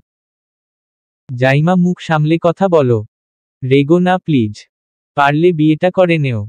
আমার ছেলে হলে তোমার মেয়ের সাথে লাইন করিয়ে দেব। পাক্কা প্রমিস। কথাটা বলে সে রুম থেকে বেরিয়ে আসে। নিজের রুমে এসে শাড়িটা ইশরাককে দেখিয়ে বলে, নিয়ে এসেছি। এত সহজে দিয়ে দিল? আমার কথার পাওয়ার আছে বুঝলেন। ঝগড়া করেছ? জাইমা জবাব দেয় না। শাড়িটা সেন্টার টেবিলে ল্যাপটপের পাশে রেখে ইশরাকের কোলে বসে যায়। গলা জড়িয়ে ধরে কানের কাছে মুখ নিয়ে বলে, সুন্দর নম্র ভদ্র ভাষায় বলেছি। বিশ্বাস হয় না। ঝগড়া করিনি। উল্টো অফার করে এসেছি, আমার ছেলে হলে আমি নিজ দায়িত্বে ওর মেয়ের সাথে লাইন করিয়ে দেব। দরকার নেই। আমার ছেলের জীবন শেষ করে দিবে। জাইমা শব্দ করে হেসে ওঠে। ইশরাকের দিকে তাকিয়ে মুচকি হেসে বলে, শুনুন সুখবর আছে। সত্যি? জানি না। ইশরাক মুখটা গম্ভীর করে ফেলে। তা দেখে জাইমা হেসে ওঠে। ইশরাকের ডান গালে ঠোঁট ছুঁয়ে দিয়ে বলে, আপনি তাড়াতাড়ি ফিরবেন প্লিজ। 15 দিন চোখ বন্ধ করলেই চলে যাবে। তাও আমাকে ছাড়া আপনার ভালো লাগবে? মনে হয় না। তার মানে লাগবে। মৈশানি যাও, কাজ করো গিয়ে। আমিও আসছি বাইরে। করেছি তো। কোমরটা ব্যথা হয়ে গেছে। পাটাও ব্যথা করছে। বাবা মা চলে আসবে। নিচে গিয়ে দেখো তো এসেছে কিনা। সিঁড়ি বেয়ে নামতে ভালো লাগে না। এই দেখুন পা কোমর পিঠ প্রচণ্ড ব্যথা করছে। একদম এনার্জি পাচ্ছি না। তাহলে রেস্ট করো। আমি যাচ্ছি। আবার কেউ খোঁচা মারবে না তো? আমার সামনে অন্তত কিছু বলবে না কেউ। আর বললে আমি ছেড়ে দেব নাকি? আমার বউয়ের পা ব্যথা করছে সেজন্য রেস্ট নিচ্ছে। জাইমা উঠে দাঁড়ায়। ইশরাক ল্যাপটপটা বন্ধ করে দাঁড়িয়ে যায়। দরজার দিকে হাঁটা ধরলে জাইমা বলে, আমিও যাই। পরে আবার কথা শুনতে হবে। রেস্ট করো। এক পাও বাইরে মারাবে না। কড়া হুঁশিয়ারি বার্তা কানে আসলে জাইমার তেজি রূপটা নিভে যায়। সে বেডে গিয়ে গা এলিয়ে দেওয়ার পর ইশরাক রুম ছেড়েছে। নিচে আসতে দেখে সাজেদ খান এবং জামিলা এসেছে। রাজিয়া আহমেদ এবং সাজ্জাদ খান দাঁড়িয়ে কথা বলছে। সামনে হরেক পদের নাস্তা। ইশরাক গিয়ে তাদেরকে সালাম দেয়। শ্বশুরের সাথে কুশলাদি বিনিময় করে নেয়। উপস্থিত আছে বড়রা অনেকেই। সেখানে তাদের কথাবার্তা শুরু হতে বড় ধরনের আড্ডা বসে যায়। বাবা ছেলে শ্বশুর শাশুড়ি মামিদের সবার আড্ডা বসেছে। ছাদে ডেকোরেশন করা স্টেজে বসে আছে কনে। তাকে হলুদ ছুঁয়ে দেওয়া হচ্ছে একের পর এক। উপস্থিত সবাই হলুদের শাড়ি এবং পাঞ্জাবি পরে এসেছে। ইরফান এবং ইশরাক একসাথে বোনকে হলুদ ছুঁয়ে দিয়ে আসে। ইরা তার পিপিকে দেখে ইরফান এবং ইশরাকের কাছে আসো। ইরফানের কোলে লেপ্টে থেকে পাশ ফিরে তার পাপাকে বলে, পাপা আমাকেও হলুদ দাও। আমিও তো শাড়ি পরেছি। পিপিকে একা কেন হলুদ দিচ্ছ? আমিও বিয়ে করব। ইশরাক ভাইয়ের মুখের দিকে তাকাতে দেখে সে মুখটা হতভম্ব। সে নিজেও ভেবে পাচ্ছে না মেয়ের গায়ে কার বাতাস লেগেছে। দেখি তার মৈশানির ছোটবেলার রূপ। মৈশানিও ছোট থেকে বিয়ে পাগল ছিল। ইরাও তার বাতাস পেয়েছে। ইশরাক ভেবে পাচ্ছে না তার বেবি গার্লও যদি এরকম আবদার করে। যদি মায়ের মতো উড়নচণ্ডী হয়, তাহলে তো মা মেয়ে দুটোকে সামলাতে গিয়ে তার হাল তো শেষ হয়ে যাবে। এমনিতে প্রচুর ধৈর্য আর রাগ সংবরণ করে জাইমাকে সামলায় সে। তখন কোথা থেকে জাইমা আসে। হাতে থাকা হলুদ এনে ইরার হাতে লাগিয়ে দিয়ে বলে, মাম্মা দেখো তোমায় হলুদ লাগিয়েছি। তোমার বিয়ে হয়ে গেছে মাম্মা। ইরা খুশিতে হাত তালিয়ে দিয়ে বলে, সত্যি নতুন বউ? পিপির আগে আমি বিয়ে করেছি? জাইমা মাথা নাড়ায়। ইরফান কপাল চাপড়ে বলে, ওর মাথায় বিয়ের ভূতকে ঢুকিয়েছে খোদা জানে। সত্যি যদি কেউ ঢুকিয়ে থাকে তাহলে তার খবর ছিল। ইশরাকের কথায় জাইমা ঢোক গিলে। সত্যি চর মারত? ইরা পোহার থেকে শুনেছে বিয়ের খবর। এরপর জাইমাকে জিজ্ঞেস করলে সে বলেছে পিপি নতুন বউ সেজে বিয়ে করবে। সেও করেছে। তখন পাকনি ইরাও বলেছে সেও বিয়ে করতে চায়। জাইমা বলেছে এসব বলে না মা, বড়রা শুনলে রাগ করবে। ইরা বলেছিল আর বলবে না। কিন্তু কি মেয়ে এক নাম্বারের বদের হাড্ডি। এতে অবশ্য জাইমা নিজের দোষ দেখছে না। সে তো সাদামাটা জবাব দিয়েছে। সে হিসেবে চড়টা পোহার গালেই যাবে, কারণ সেই প্রথম ইরার কানে বিয়ের খবর তুলেছে। ইরা তখন গাল ফলিয়ে বলে, পুহা বলেছিল পিপি বিয়ে করবে। ইরফান মেয়ের দিকে তাকিয়ে বলে, এসব বলে না মা, তুমি এখনো ছোট। এরপর এসব যাতে বলতে না শুনি। পাশ থেকে জাইমা বলে, এত রুডলি বলছেন কেন? ও তো ছোট বাচ্চা, বুঝে না। কয়দিন পর এসব মনেও রাখবে না। তবুও তো এখনকার যুগে এসব ভরসা করে লাভ নেই। বাচ্চারা ওভার আপডেট হয়ে থাকে।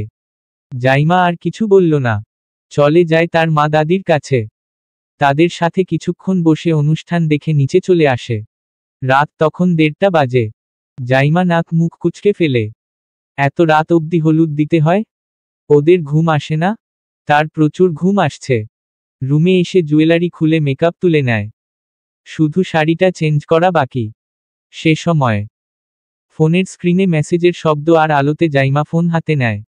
মেসেঞ্জারে প্রবেশ করতে দেখে জেনিফা এলিজাবেথ তাকে মেসেজ দিয়েছে। জাইমা বুঝে ফেলেছে এখন বোধহয় ঝামেলা লাগাবে।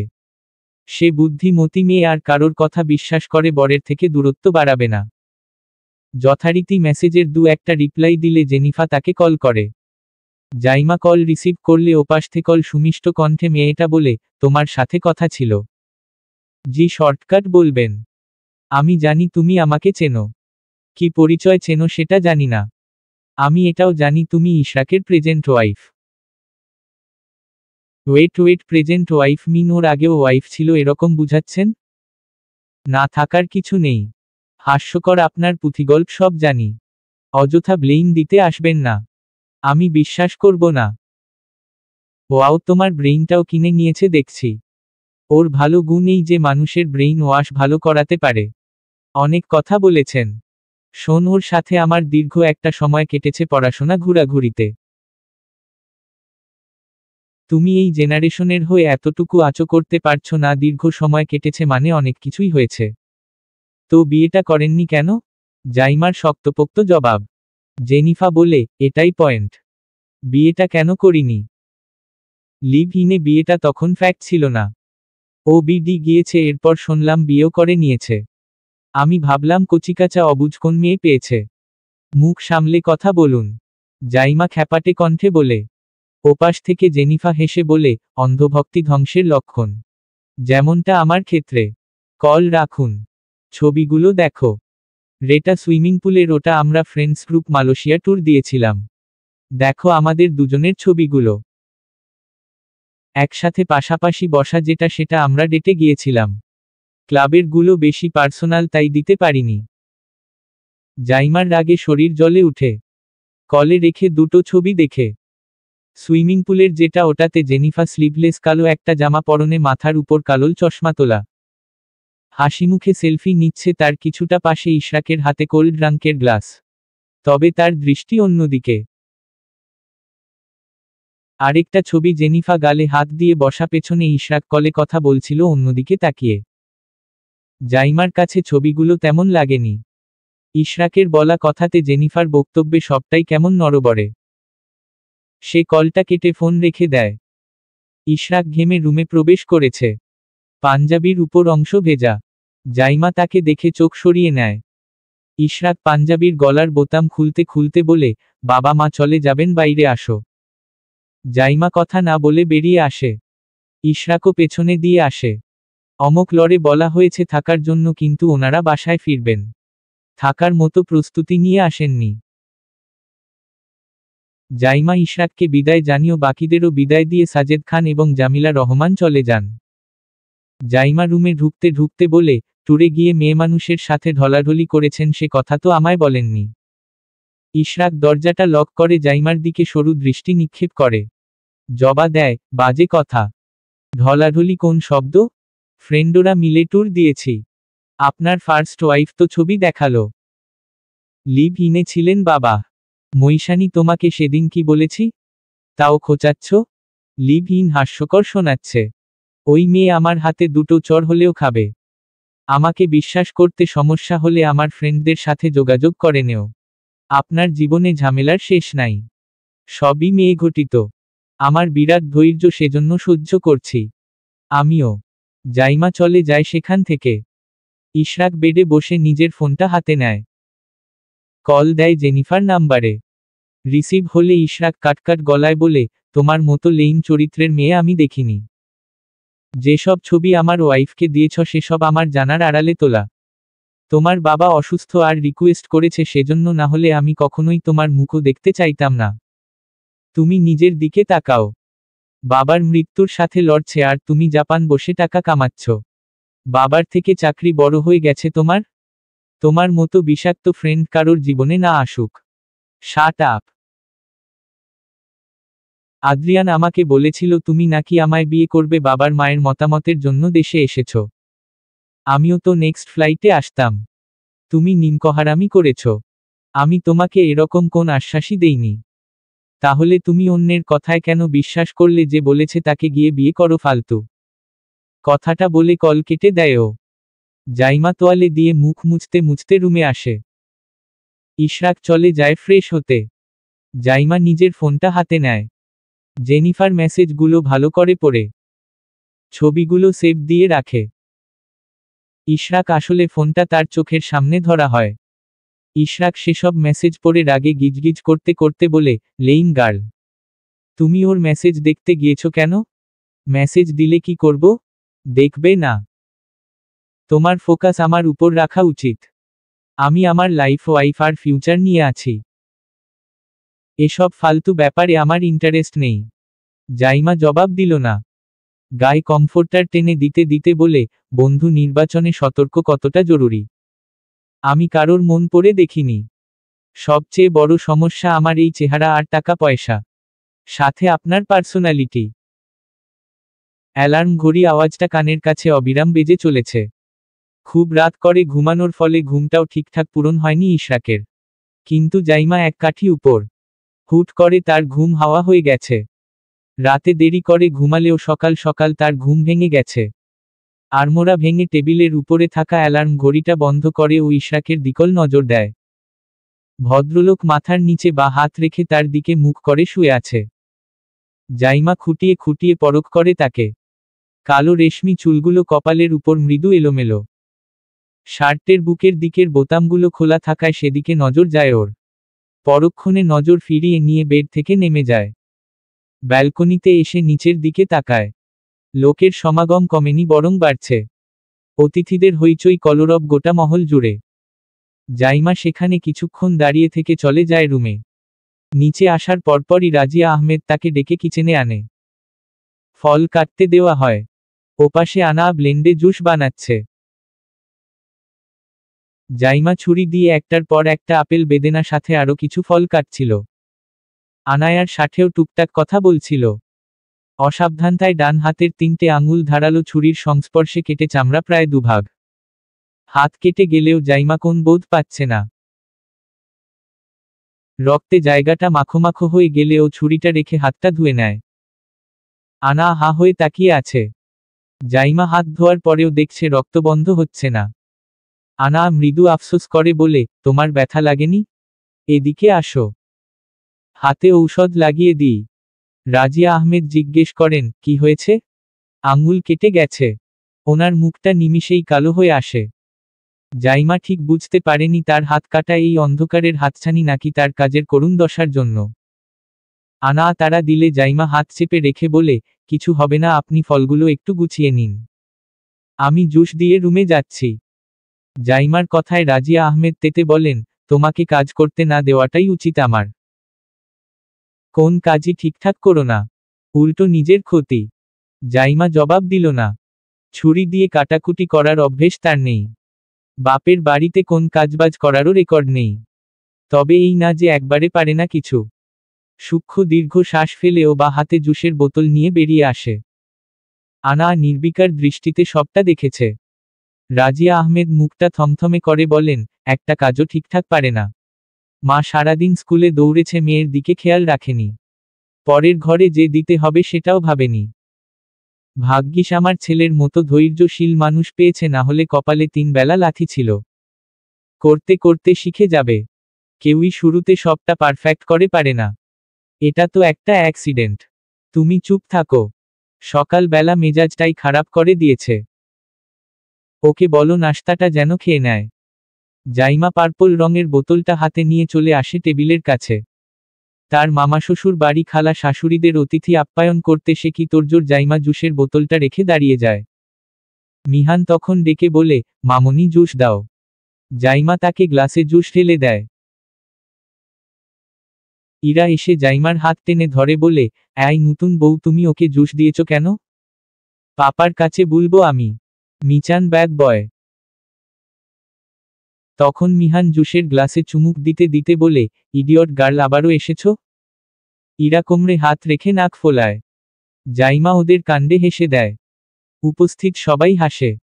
তখন মুস্কান বলে, মাহিরা বেবি, আমার ছেলের পেছনে যেভাবে পড়েছে, ওদের ঝগড়া মনে হয় না শেষ হবে। তখন ইশরাক বলে, গল্পে পড়েছি ঝগড়া থেকে কিছুমিছু হয়। তখন ইশরাক মৃদু ধমকে বলে, ওরা এখনো পিচ্ছি। আর তুমি কিসব বলছো? ইশরাকের কথায় ইশরাক থম মেরে বলে, তেমন কিছু না। জাইমা ইশরাকের নাস্তা সাজিয়ে একটা চেয়ার দেখালে ইশরাক বলে, রুমে আসো কুইক। তার কথায় সামির খুক করে কেসে ওঠে। জাইমা মৃদু লজ্জা পেয়ে মাথা নিচু করে নেয়। ওদিকে রক্তে ওড়নার কোনা ভেসে যাচ্ছে প্রায়। ইরফান এদিক সেদিক তাকিয়ে আনায়াকে খুঁজছে। জাইমা তাকায়। ইশরাক সে কথাটা শেষ করেই এখান থেকে চলে গেছে। জাইমা তখন বা হাতে নাস্তার প্লেট নিয়ে রুমে যায়। ওদের দুজনের যাওয়া শেষ হতে টেবিলের সবাই শব্দ করে হেসে ওঠে। মুস্কান আনায়াকে বলে, ইশরাক তো ভালো চেঞ্জ হয়েছে। বিয়ে করলে সবাই চেঞ্জ হয়। জাইমা নাস্তার প্লেটটা সেন্টার টেবিলের উপর রেখে ইশরাকের দিকে চোখ রাঙিয়ে বলে, রুমে নাস্তা খাবেন সেটা বললেই হতো। রুমে আসো। সবাই কি ভাবলো? So what? আমার বউকে আমি একটা নর্মাল কথা বলেছি, এটার মিনিং বের করবে কেন? কিছু না। ইশরাক তাকায় জাইমার দিকে। সোফায় বসে জিজ্ঞেস করে, এখানে আসো। আপনি নাস্তা করুন, আমি হাতে ঔষধ লাগাবো। ইশরাক ভ্রু কুঁচকে ফেলে। খেয়াল করেনি সে। জাইমার দিকে তাকিয়ে জিজ্ঞেস করে, হাতে কি হয়েছে? কেটে গেছে। ইশরাক হতদন্ত হয়ে এগিয়ে আসে। 2 হাত নিজের দিকে মেলে ধরে। ডান হাতের দিকে তাকিয়ে আঁতকে ওঠে।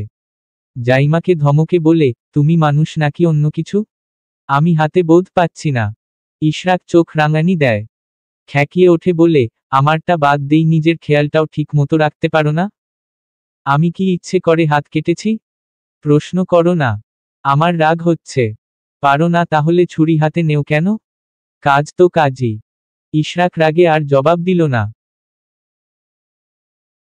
ফার্স্ট এইড বক্স এনে হেক্সিসল দিয়ে তুলো ভিজিয়ে নিয়ে কাটা জায়গাটা মুছে পরিষ্কার করে নেয়।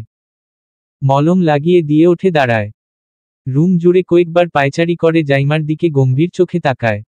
কাটকাট গলায় বলে, 15 দিনে না জানি কত অঘটন ঘটাও। হাতটা কেটে গেছে, এটা একটা অ্যাক্সিডেন্ট। আপনি একটাকে অঘটনে ফেলছেন? আপনি সবসময় আমায় ইনসাল্ট করেন। আমি নিজের খেয়াল রাখতে জানি। যখন আপনি ছিলেন না তখনও রেখেছি। ইশরাক চুপচাপ সোফায় বসে। জাইমা বেডের সাইডে বসে মুখ ফলিয়ে মেঝেতে তাকিয়ে আছে। বিরক্ত লাগছে সবকিছু। এই বিয়ে সংসারের মারপ্যাচ এত করা নিশ্চয়ই শাশুড়ি পেছনে তাকে কথা শুনিয়েছে। জাইমার রাগ হচ্ছে নিজের প্রতি, সাথে মন খারাপ।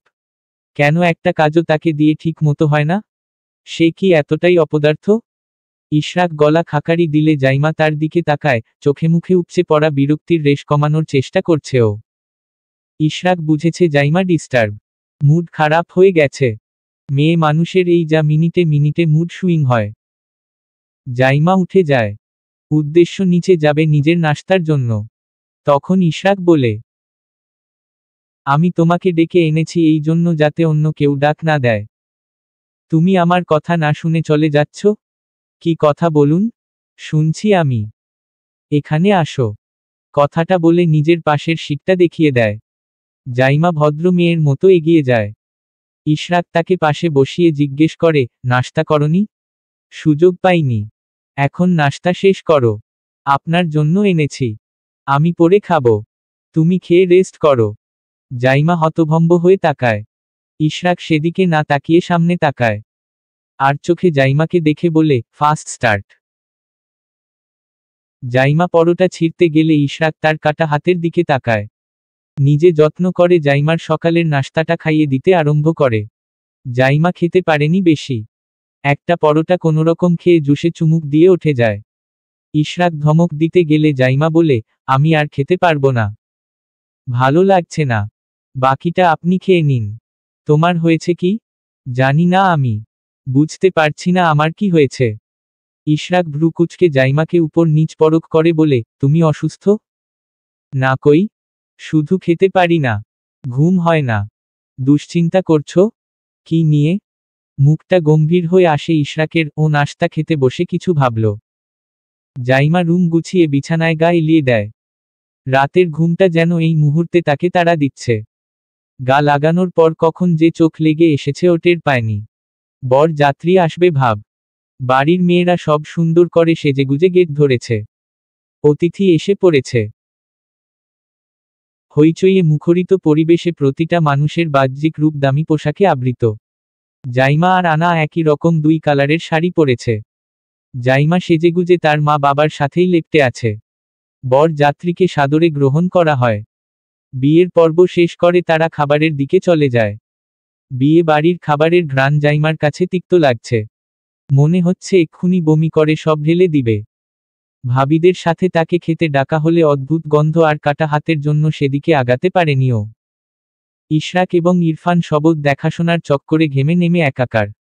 কাজের ব্যস্ততায় ইশরাক আর জাইমার দিকে ঘেঁষতে পারেনি। তীব্র গরমে জাইমা কাহিল প্রায়। ও বুঝতে পারছে না নিজের অদ্ভুত পরিবর্তন। মাথা ঝিমাচ্ছে অবিরত। লিভিং রুমের সোফাগুলো অতিথিদের দখলে। ছাদে ঘেঁষতে পারে না খাবারের অদ্ভুত গন্ধের জন্য। রুমে আসলে দেখতে পায় কিছু অতিথি তাদের রুমে বসে গল্প করছে। বাঙালি বলে কথা, হইচই পরিবেশে ফাঁকা জায়গা পাওয়া হলো কথা। জাইমা রুমে আসতে দেখে মধ্যবয়স্ক মহিকাদের আনাগোনা। ও সৌজন্যতার হাসি দিয়ে ওয়াশরুমে চলে যায়। চোখে মুখে পানি ছিটিয়ে নেন। হালকা মেকআপ যতটুকু করেছে সবটা তুলে নিজেকে শান্ত করছে। এসির হাওয়ার নিচেও অস্থিরতা লাগছে। জাইমা বুঝতে পারছে না তার অদ্ভুত লাগার ব্যাপারে। আজকেই কেন এত বেশি খারাপ লাগছে? ভদ্রমহিলাদের সাথেও কিছুক্ষণ কথা বলেছে ও। ইশরাকের বউ মৈশানির রুম এটা। জাইমা ওনাদের বসিয়ে রেখে বাইরে চলে আসে। ইশরাতের রুমে গেলেও ভিড় দেখতে পায়। ও গিয়ে ইশরাতকে দেখে আসে। নতুন বউ সাজে ভীষণ সুন্দর দেখাচ্ছে তাকে। রাহেলা খানের রুমে উকি দিলে দেখে আনায়ার বাবা মায়ের সাথে গল্প গুজবে মেতেছে জামিলা রহমান এবং সাজেদ খান। জাইমা গিয়ে দাদির আঁচল ঘেঁষে বসলে রাহেলা খান জিজ্ঞেস করেন, খাবার খাইছো? না। তোমার নাতিকে খুঁজছি। মর্ম ব্যস্ত। তুমি খাবার খাওনি কেন? খাবারের গন্ধ অদ্ভুত লাগছে, হাতটা কেটে আছে সেজন্য। রাহেলা খান নাতনির চোখমুখ ভালো মতন পর্যবেক্ষণ করেন। জাইমাকে ফিসফিস করে জিজ্ঞেস করেন, সুখবর আছে? জাইমা তেতে ওঠে। ছটফটিয়ে উঠে বলে, কিছু হলেই সুখবর? তোমার ভাব তো ওইরকম লাগছে। আমার যে মনে হয়নি। তোমার আক্কেল থাকলে বুঝতা। ভাল লাগে না আমার। তোমরা কি সত্যি আমাকে অকর্মা ভাবো? ভাবি তো। তুমি নিজের আর সংসার দুটোর খেয়াল যেদিন ঠিকঠাক পালন করবা সেদিনই বুঝবো জাইমা বড় হয়েছে। বুঝো হয়েছে। যাকগে আমার নাতি আছে না, সব সামলে নিবে। মর্মকে ডেকে খাবারটা খেয়ে নেও ওর হাতে। জাইমা কোন জবাব দিতক পারল না। উঠে আড়ালে মুখটা বাঁকিয়ে চলে আসে। ফোন হাতে ইশরাককে কল দেয়। দাদির কথায় এখন নিজেরই চিন্তায় ঘুম হারাম হওয়ার পথে।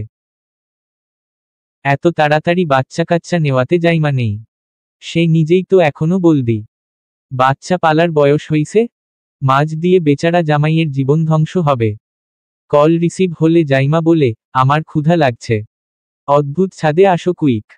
খাবারের গন্ধ ভালো লাগছে না আমার। তাহলে কি খাবা? বুঝতে পারছি না। রুমে যাও, আমি আসছি। জাইমা শাশুড়ির সাথে একবার সাক্ষাৎ দিয়ে রুমে চলে আসে। সোফায় বসে ঝিমুচ্ছিল। প্রায় 15 মিনিট পর ইশরাকের আগমন হয়।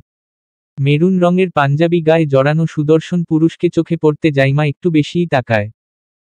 কপালে বিন্দু বিন্দু ফোঁটা ঘাম জমে আছে। বিধ্বস্ত জাইমার দিকে নজর যেতে ও ভ্রু কুঁচকে ফেলে। জাইমার দিকে একদৃষ্টিতে কিছুক্ষণ তাকিয়ে থেকব বলে, ভাইয়ারা অপেক্ষা করছে। আমিও খাইনি এখনো, আসো একসাথে খাবো। জাইমা উঠে দাঁড়ায়। ইশরাকের পাশে এসে দাঁড়াতে নিজেকে তার কাঁধ সমান উচ্চতায় পরখ করে বাইরে হাঁটা ধরে।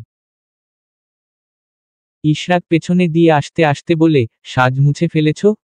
গরম লাগছে। তুমি ন্যাচারালি সুন্দর। ওইসব প্রসাধনী তোমার সৌন্দর্য বাড়ায় না, বরং নষ্ট করে। ছাদে গিয়ে আমি খাবার খাবো কিভাবে? কাটা হাত।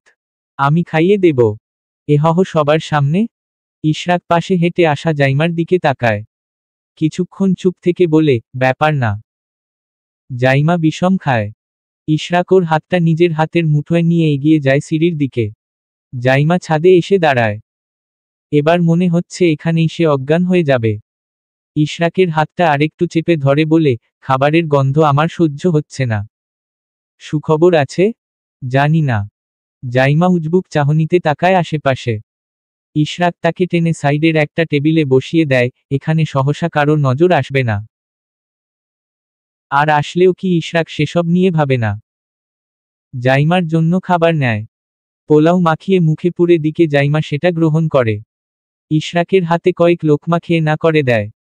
ইশরাক ধৈর্য সহা করে বসে সে পাতে নিজের খাবারটা শেষ করে। ততক্ষণ পর্যন্ত জাইমা তার সাথে বসা ছিল। বিয়ের অনুষ্ঠান শেষ। নববধূ বিদায়ের পালা। ইশরাত কেঁদে চলেছে অবিরাম। কখনো বাবাকে ধরে তো কখনো ভাইদের ধরে। ইশরাক এবং ইরফানের বড্ড আদরের বোন ছিল। তাকে বিদায় দিতে বুকের ভেতরটা শূন্যতায় ভেসে ওঠে। ইরফান বোনকে সান্ত্বনা দিচ্ছে। ইশরাক নিজের বন্ধু জুনায়েদ রাশেকের হাতে বোনের হাতটা তুলে দিয়ে বলে, বড্ড আদরের বোন আমার। যত্নে রাখিস। ইনশাআল্লাহ। দোয়া প্রার্থী। বিনিময়ে ইশরাক মৃদু হাসে। রাজিয়া আহমেদ কেঁদে কেটে অস্থির। ইরা এসে ইশরাকের কোলে ওঠে। যখন সবার মন দুঃখে ডুবন্ত তখন ইরা সবার মাঝে বলে, পিপি কোথায় যাচ্ছ? আম্মু আমাকে বিয়ে দাও, আমিও পিপির সাথে ঘুরতে যাব। আবারও সেই বিয়ের বুলি আওড়ানো হলে ইরফান ইরার দিকে চোখ রাঙায়। রাজিয়া আহমেদ নাতনির কথায় বলেন, তোমাকে কোথাও যেতে দেব না। তুমি পাপা মাম্মার সাথে পড়ে ঘুরতে যাবে। ইশরাক ইরাকে চুপিসারে বলে, পিপি ঘুরতে যাচ্ছে না মা। আগামী কালকে চলে আসবে। তুমি পাপাদের ছেড়ে একদিনের জন্য চলে যেতে চাও? No papa. আমি তো আমার বেবিদের সাথে থাকতে চাই। পিপিকে সুন্দর লাগছে তাই আমিও পিপির মতো সাজতেন চাই। হ্যাঁ সাজবে। তোমার নতুন বউকে বলবো তোমায় যাতে পিপির মতো সাজিয়ে দেয়। পাপা তোমাকে নিয়ে ঘুরতে যাব। কেমন? ওকে পাপা। এখান থেকে চলো আমরা নতুন বউয়ের সাথে প্ল্যানিং করব। একটু পরেই যাচ্ছি মা। ইরাকে কোলে নিয়ে বোনের বিদায় দেয় ইশরাক। অতিথিদের আনাগোনা ধীরে ধীরে কমে যাচ্ছে। বাড়ির উৎসব মুখর পরিবেশ ধীরে ধীরে নিভে যাচ্ছে। জাইমা তার বাবা মাকে বিদায় দিতে আসে। ইশরাক ও শ্বশুর শাশুড়িকে বিদায় জানায়। জাইমার পেছনে পেছনে ভেতরে আসে। তাদের পুরো বাড়ি অগোছালো। ইরাকে পোহার কাছে রেখে ইশরাক ছাদে যায়। পেছনে দিয়ে ইরফানও আসে। আনা জাইমাকে দেখে বলে, তুমি অসুস্থ? কিছুটা। সুখবর পাচ্ছি নাকি? বলতে পারছি না। শীঘ্রই জানাবে কিন্তু। আমি চেঞ্জ করে আসি। লিভিং রুম গুছাতে হবে। জাইমা মাথা নাড়ায়। ও অনেক আগেই চেঞ্জ করে নিয়েছে। আনা আসলে দুজন মিলে লিভিং রুমটা ঝটপট গুছিয়ে নেয়। কিচেনে গেলে দেখা যায় রাজিয়া আহমেদ ব্যস্ত হাতে খাবার দাবার সামলাচ্ছে। জাইমাকে দেখামাত্র জিজ্ঞেস করেন, হাতের কি অবস্থা? ঔষধ লাগিয়েছি। তুমি কফি বানাতে পারো তো? জি পারি। ঠিক আছে তাহলে কফি বানাও সবার জন্য। আমার কাজ আছে। রাজিয়া আহমেদ কিচেনের কাজ সেরে উপরে চলে যান রুম গুছাতে। ইরা ওর বাবার কোলে বসে কাঁদছে। আনা গেলে ওর কোলে ওঠেও কাঁদা শুরু করে।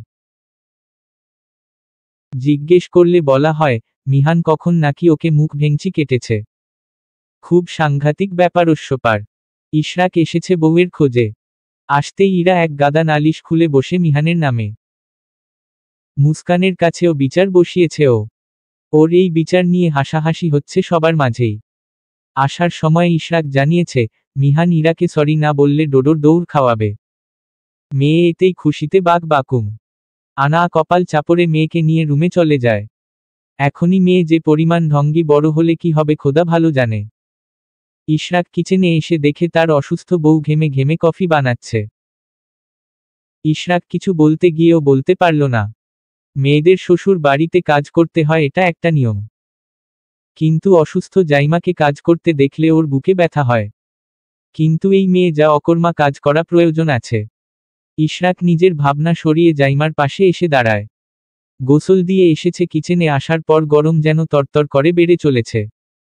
জাইমা কফির চিনি চেক দিয়ে সবটা ফ্ল্যাক্সে ভরে নেয়। ইশরাক সে ফ্ল্যাক্সটা হাতে নিয়ে একটা মগে কফি ঢালে। জাইমাকে উদ্দেশ্য করে বলে, তোমার জন্য নিব? না। জাইমা ট্রে ভরতি কাপ আর মগ নিয়ে লিভিং রুমে চলে আসে।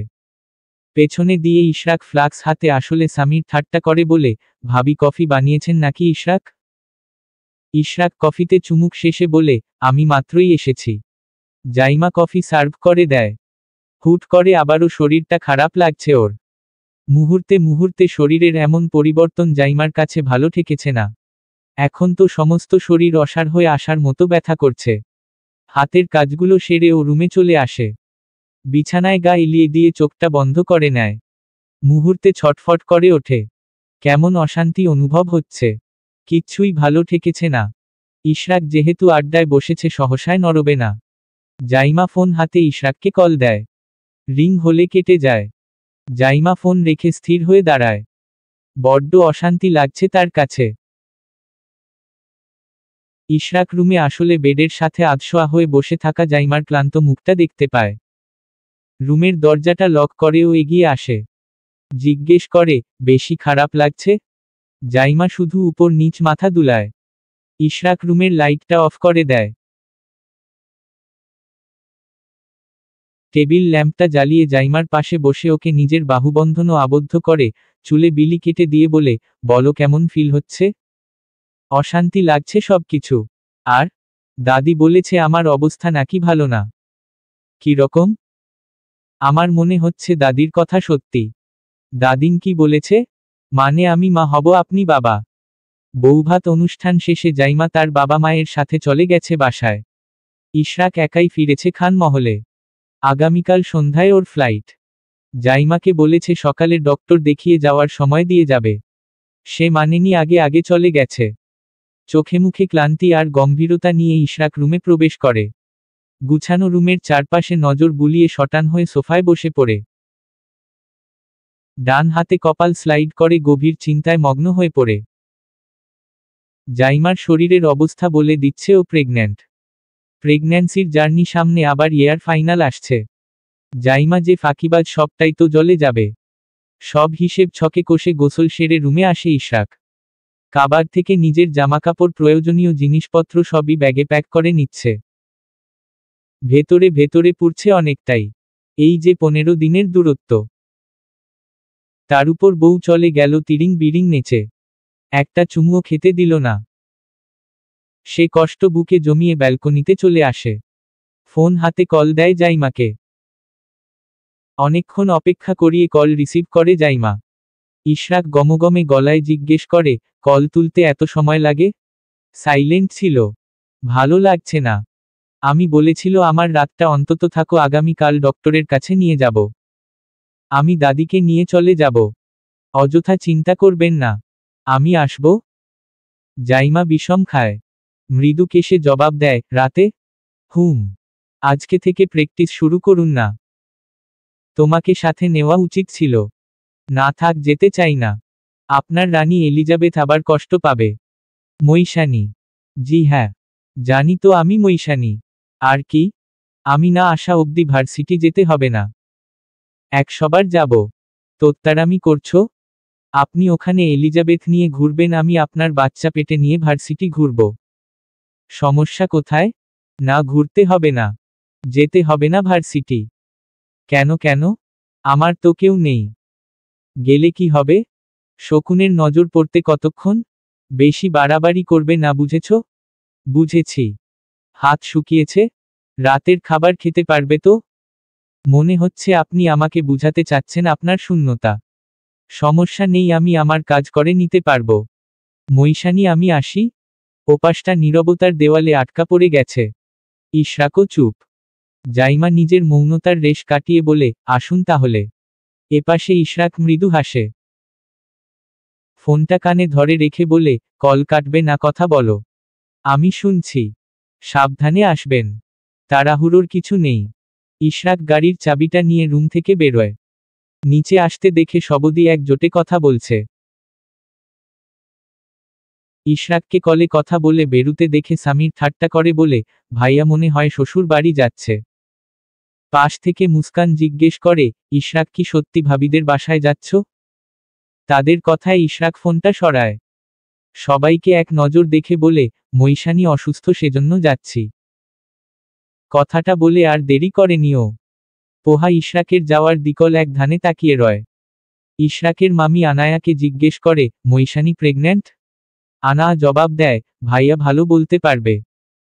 কয়দিন ধরেই ও একটু অসুস্থ। ভাইয়ার আগামী কালকে ফ্লাইট, সেজন্য ও নিজের বাসায় থাকবে। ওহ আচ্ছা। ইশরাক তো বিয়ের পর ভালো চেঞ্জ হয়েছে। জাইমার রুমের ব্যালকনিটা বেশ বর্ষর। সামনে বিশাল আকাশের উজ্জ্বল চাঁদ আর তারা দুটোই সুন্দর মতো দেখা যায়। ইশরাক আসার পর থেকে বলছে আজকের রাতটা ব্যালকনিতে চাঁদ দেখবে। জাইমা কিছু বলেনি। ইশরাক নিজেই বেড ঠিক করে বালিশ কমফোর্টার নিয়ে রেখে দিয়েছে। জাইমার রাতের খাবারটাও ইশরাক যত্ন সহকারে নিজ হাতে খাইয়ে দিয়েছে। মনে করে কাটা হাতে ঔষধও লাগিয়ে দিয়েছে ইশরাক। জাইমা অবাক হয়ে তাকায় ইশরাকের দিকে। এত ধৈর্য কেন লোকটার মাঝে? কিন্তু কিছু বলল না। চাঁদের উজ্জ্বল আলো এসে গোটা ব্যালকনি জুড়ে বিস্তৃত করছে। মৃদু লিলুয়া বাতাস বইছে চারদিকে। ইশরাক দেওয়ালে বালিশ ঠেকিয়ে আধশোয়া হয়ে বসেছে। দৃষ্টি ওই দূর আকাশের নক্ষত্রের দিকে নিবন্ধ। জাইমা এসে পাশে বসে দুর্বল চিত্তে ইশরাকের মুখের দিকে নজর স্থির করে।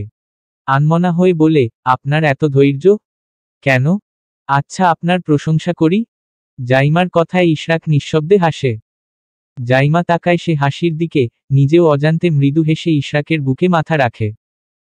চড়ুই পাখির মতো বুক পাজরে নিজেকে লুকিয়ে রেখে বলে, আপনি ভীষণ জেন্টাল এবং কেয়ারিং। ভীষণ বুঝদার, আমার মতো পাগলকে কি সুন্দর আগলে রাখেন। আমি বুঝদার, সেজন্য বোধ হয় তুমি উড়নচণ্ডী। আমাকে সামলানোর দায়িত্ব আপনার। আর আমাকে কে সামলাবে? জাইমা লজ্জা পায়। ইশরাকের অধর ছুঁয়ে দিয়ে জবাব দেয়, আমি। সত্যি? বলুন আপনাকে কিভাবে সামলাতে হবে? তুমি তো এখন অসুস্থ, সেজন্য সামলানোর দায়িত্ব বা মনোভাব দুটোই ছুটিতে আছে। আপনি সভ্য টাইপের অভদ্র লোক। তা বলতে পারো। কথাটা শেষ হতে ইশরাকের ঠোঁটজোড়া জাইমার কপালে চুমু এঁকে দেয়।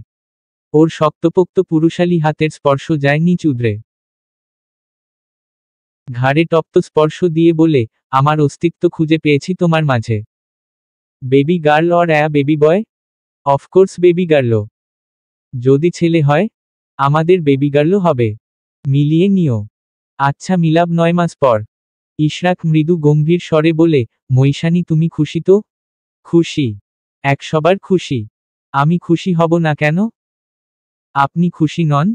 তোমার থেকে বেশি না। কেন? আমার তোমাকে হারানোর ভয় হয়। জাইমা কিছুক্ষণ মৌনব্রত থেকে বলে, হারাবো না।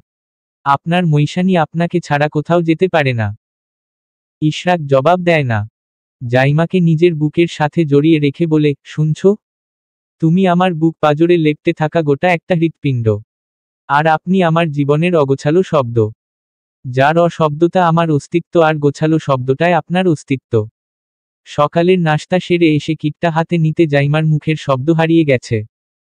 গতকাল রাতে আসার সময় ইশরাক এনেছিল চেক করার জন্য। জাইমা পাগলের মতো ইশরাকের কাছে ছুটে যায়। ব্যালকনিতে বসে ইশরাক ফোন স্ক্রোল করছিল। হুটহাট জাইমার ছুটে এসে জড়িয়ে ধরাতেও হতভম্ব হয়ে যায়। ইশরাকের পাগল মৈশানি ওকে শক্ত করে জড়িয়ে ধরে বলে, আমি সত্যি মা হব। অভিনন্দন মৈশানি। জাইমা ওকে ছেড়ে সোজা হয়ে বসে কিটটা ইশরাককে দেখায়। চোখের কোল ঘেঁষে 2-1 ফোঁটা অশ্রু গড়িয়ে পড়ল। ইশরাক শুধু তাকিয়ে দেখল ওকে। জাইমাকে কিছুক্ষণ কোমল আদর দিয়েও উঠে দাঁড়ায়। রুমে এসে ওয়ালেট থেকে একটা কার্ড বের করে। সেটা জাইমার হাতে ধরিয়ে দিয়ে বলে, পাসওয়ার্ড আগেরটাই। মাকে নিয়ে ডক্টরের কাছে যাবে। নিজের যেটা ইচ্ছে হবে সেটাই খাবে। আপনি এখন চলে যাবেন? হ্যাঁ, বাসায় গিয়ে রওনা হব। তুমি নিজের খেয়াল রেখো। আচ্ছা, রাখব। শীঘ্রই ফিরে আসবেন, আমি অপেক্ষায় থাকব। ইনশাআল্লাহ। জাইমা মাথা নাড়ায়। ইশরাক ফোনে সময় দেখে জাইমার কপালে চুমু দিয়ে বলে, এখন আর ভার্সিটি যেতে হবে। রেস্টে থাকবা, বপসি নড়াচড়া করার প্রয়োজন নেই। যদি আর্জেন্ট থাকে আমি বুঝে নেব। জাইমা মাথা নাড়ায়। ইশরাকের পেছনে পেছনে বেরিয়ে আসে। পুরো বাসাই ফাঁকা। জাইমা ওর পেছনে পেছনে বাগান অবধি আসে। ইশরাক গাড়ি স্টার্ট দেয়। জাইমাকে বাই বলে নিজ গন্তব্যে ছুটে। জাইমা অপলক তাকিয়ে থাকে ওর যাওয়ার পানে। ইশরাক বিহীন জাইমার 3টা দিন কেটেছে। হসপিটালে আর যাওয়া হয়নি তার। ইচ্ছে করেনি বাইরে বেরুনোর। ইশরাক ঠিকঠাক পৌঁছেছে সেখানে। প্রতিদিনই তাদের কথা হয়। গতকাল রাত মেহের কল দিয়ে জানিয়েছে মিড টার্ম এক্সাম সম্পর্কে। এছাড়া ফাহিমের প্রেজেন্টেশন মিস গেছে। এরপর থেকে জাইমার আর ভার্সিটিতে যাওয়া হয়নি। আজকে যাতে একবার এসে মিট করে যায়। জাইমা রাজি হয়েছে। কালো পাতলা জর্জেট একটা 3 পিস গায়ে জড়িয়ে নিজেকে তৈরি করে নিয়েছে। ব্যাগটা গুছিয়ে চলে যায় সাজেদ খানের রুমে। গাড়ির চাবিটা হাতে নিয়ে গ্যারেজে চলে আসে। আবারও সেই গাড়িটা নিয়ে বেরুতে হচ্ছে ওর, যেটার গ্লাস ইশরাক ফাটিয়ে দিয়েছিল। অবশ্য জাইমা যখনই গাড়ি নিয়ে একা একা বেরোয় তখনই কোন না কোন দুর্ঘটনা ঘটিয়ে আসে। খোলা দোকান উড়িয়ে দিয়ে জরিমানা থেকে শুরু করে গাড়ির টায়ার পাঞ্চার, গাড়ির সামনের গ্লাস ভাঙা, সব কাজই তার নখদর্পণে। কোনোটাই মিস যায় না। কিন্তু এবার সে সাবধানে গাড়ি বের করেছে। মনে মনে দোয়া রাখছে যাতে এবার কোনো কিছু হেরফের না হয়। চিন্তায় গলা শুকিয়ে আসছে। জামিলা রহমান শুনলে তাকে বকা দিবেন। গাড়ি নিয়ে প্রতিবার দুর্ঘটনা ঘটানোর রেকর্ড নিয়ে এখন আবার এই অবস্থায় গাড়ি নিয়ে বেরিয়েছে। আল্লাহর নাম নিতে নিতে ভার্সিটি অবধি ঠিকঠাক এসেছে জাইমা। গাড়ি রেখে একটু তাড়াহুড়োয় লিফটের সামনে যেতে দেখা হয় প্রফেসর ফাহিম আহমেদের সাথে। জাইমা তাকে দেখে মৃদু বিরক্ত হয়। কিন্তু ফাহিম তাকে দেখে মিষ্টি হাসি দিয়ে বলে, মিস মৈশানি, এতদিন পর? আমার প্রেজেন্টেশনে এসেও দিলেন না। স্যার, এসব তো ক্লাসের ম্যাটার। এখানে এভাবে না জিজ্ঞেস করলেও হয়। ওকে মৈশানি। আপনি এখানেও আমায় কারণ খুলে বলতে পারেন। অসুস্থ ছিলাম স্যার। শুনলাম মিড টার্ম শুরু হবে 2 দিন পরেই। ওহ। জাইমা লিফটে দাঁড়িয়ে যায়। পাশে ফাহিম আহমেদ দাঁড়ানো। জাইমা সামনে তাকিয়ে আছে চুপচাপ। পাশে ফাহিম আহমেদ দাঁড়িয়ে জাইমার সবটাই খুঁটিয়ে খুঁটিয়ে দেখছেন। তার ধ্যান ধরে তাকিয়ে থাকাটা জাইমার নজরে এসেছে লিফটের স্বচ্ছ দেওয়ালের জন্য। কিছুটা অস্বস্তিতে পড়ে যায় ও। প্রফেসর ফাহিম গলা খাকারি দিয়ে জিজ্ঞেস করেন, মৈশানি, আপনার সাথে আমার কিছু কথা ছিল। কি কথা? এক্সামের পর বলবো, সমস্যা নেই। আপনি রিল্যাক্সে এক্সাম দিন। জাইমা জবাব দেয় না। লিফট থেকে বেরিয়ে তড়িঘড়ি নিজের ডিপার্টমেন্টে চলে যায়। ফাহিমকে তার সহ্য হচ্ছে না। একটু না, অনেকটাই।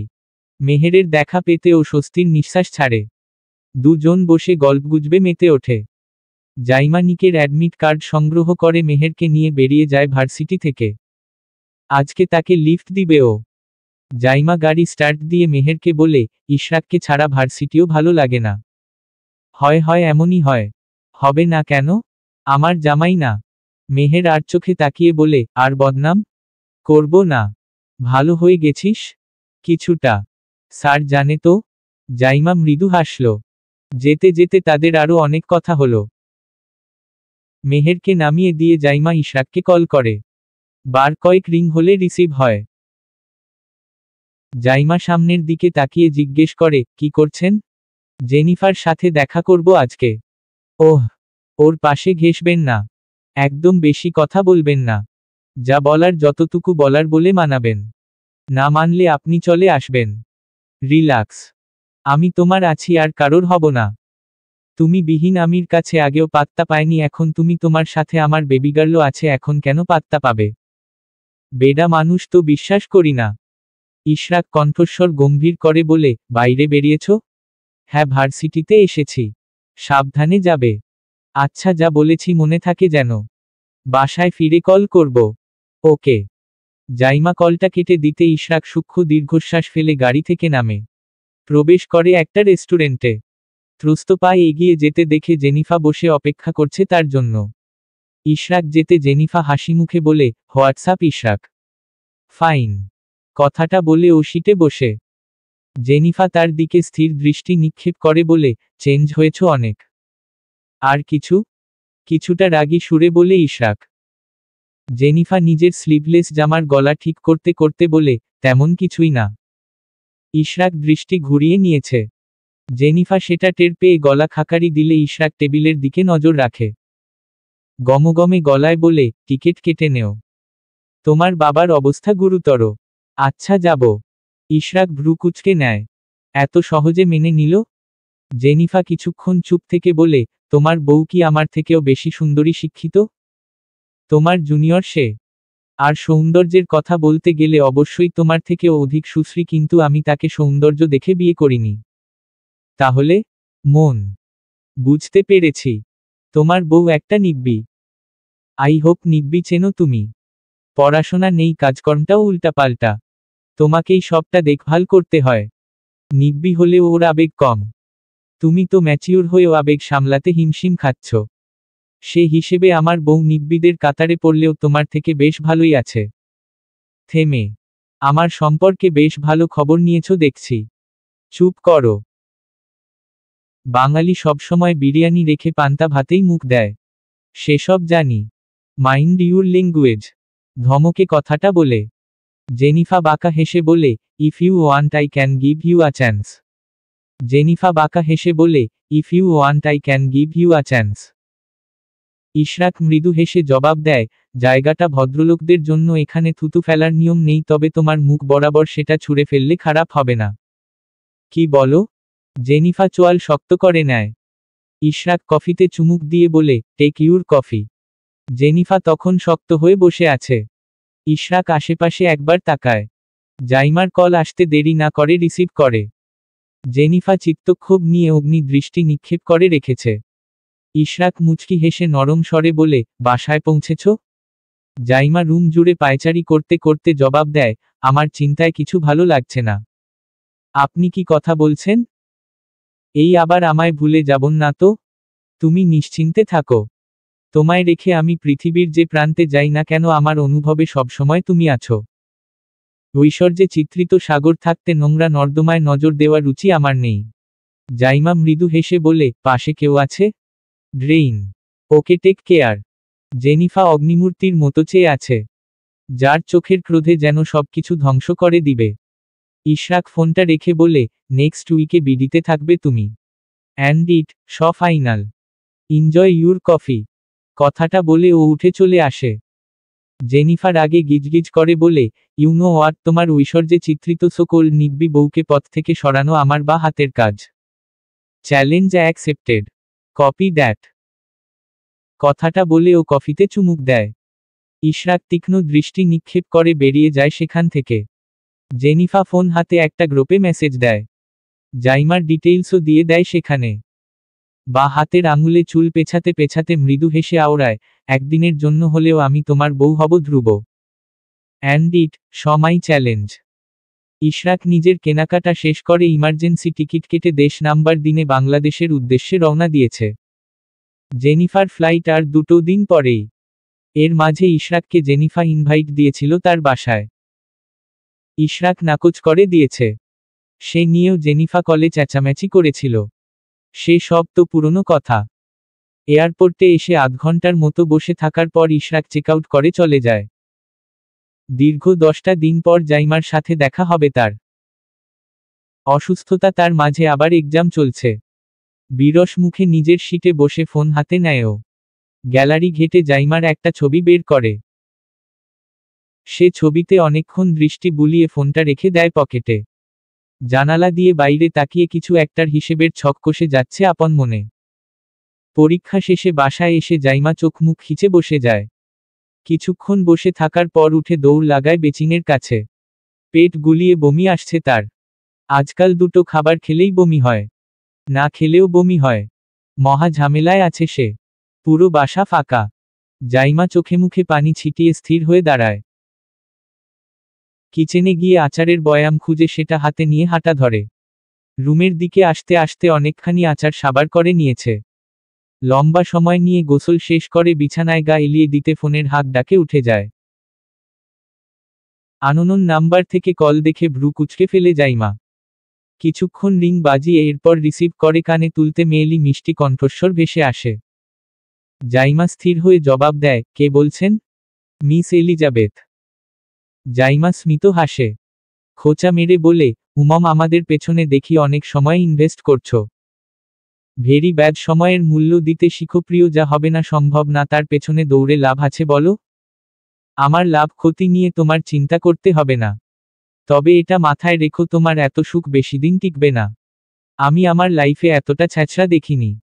তুমি নাকি বিদেশে পড়াশোনা করে সেখানে স্যাটেল জব করছো আবার। সে অনুযায়ী বিহেভিয়ার তো আরেকটু ম্যাচিউর হওয়ার কথা ছিল। শাট আপ মেয়ে। তুমি আমার জায়গায় থাকলে বুঝতে। যার আশায় অপেক্ষা করে বসেছিলাম আজ সেই পথের হদিস দেখিয়ে সে পথে কাটা বিছিয়ে দিল। ইশরাককে আমি কোনোদিনও ক্ষমা করব না।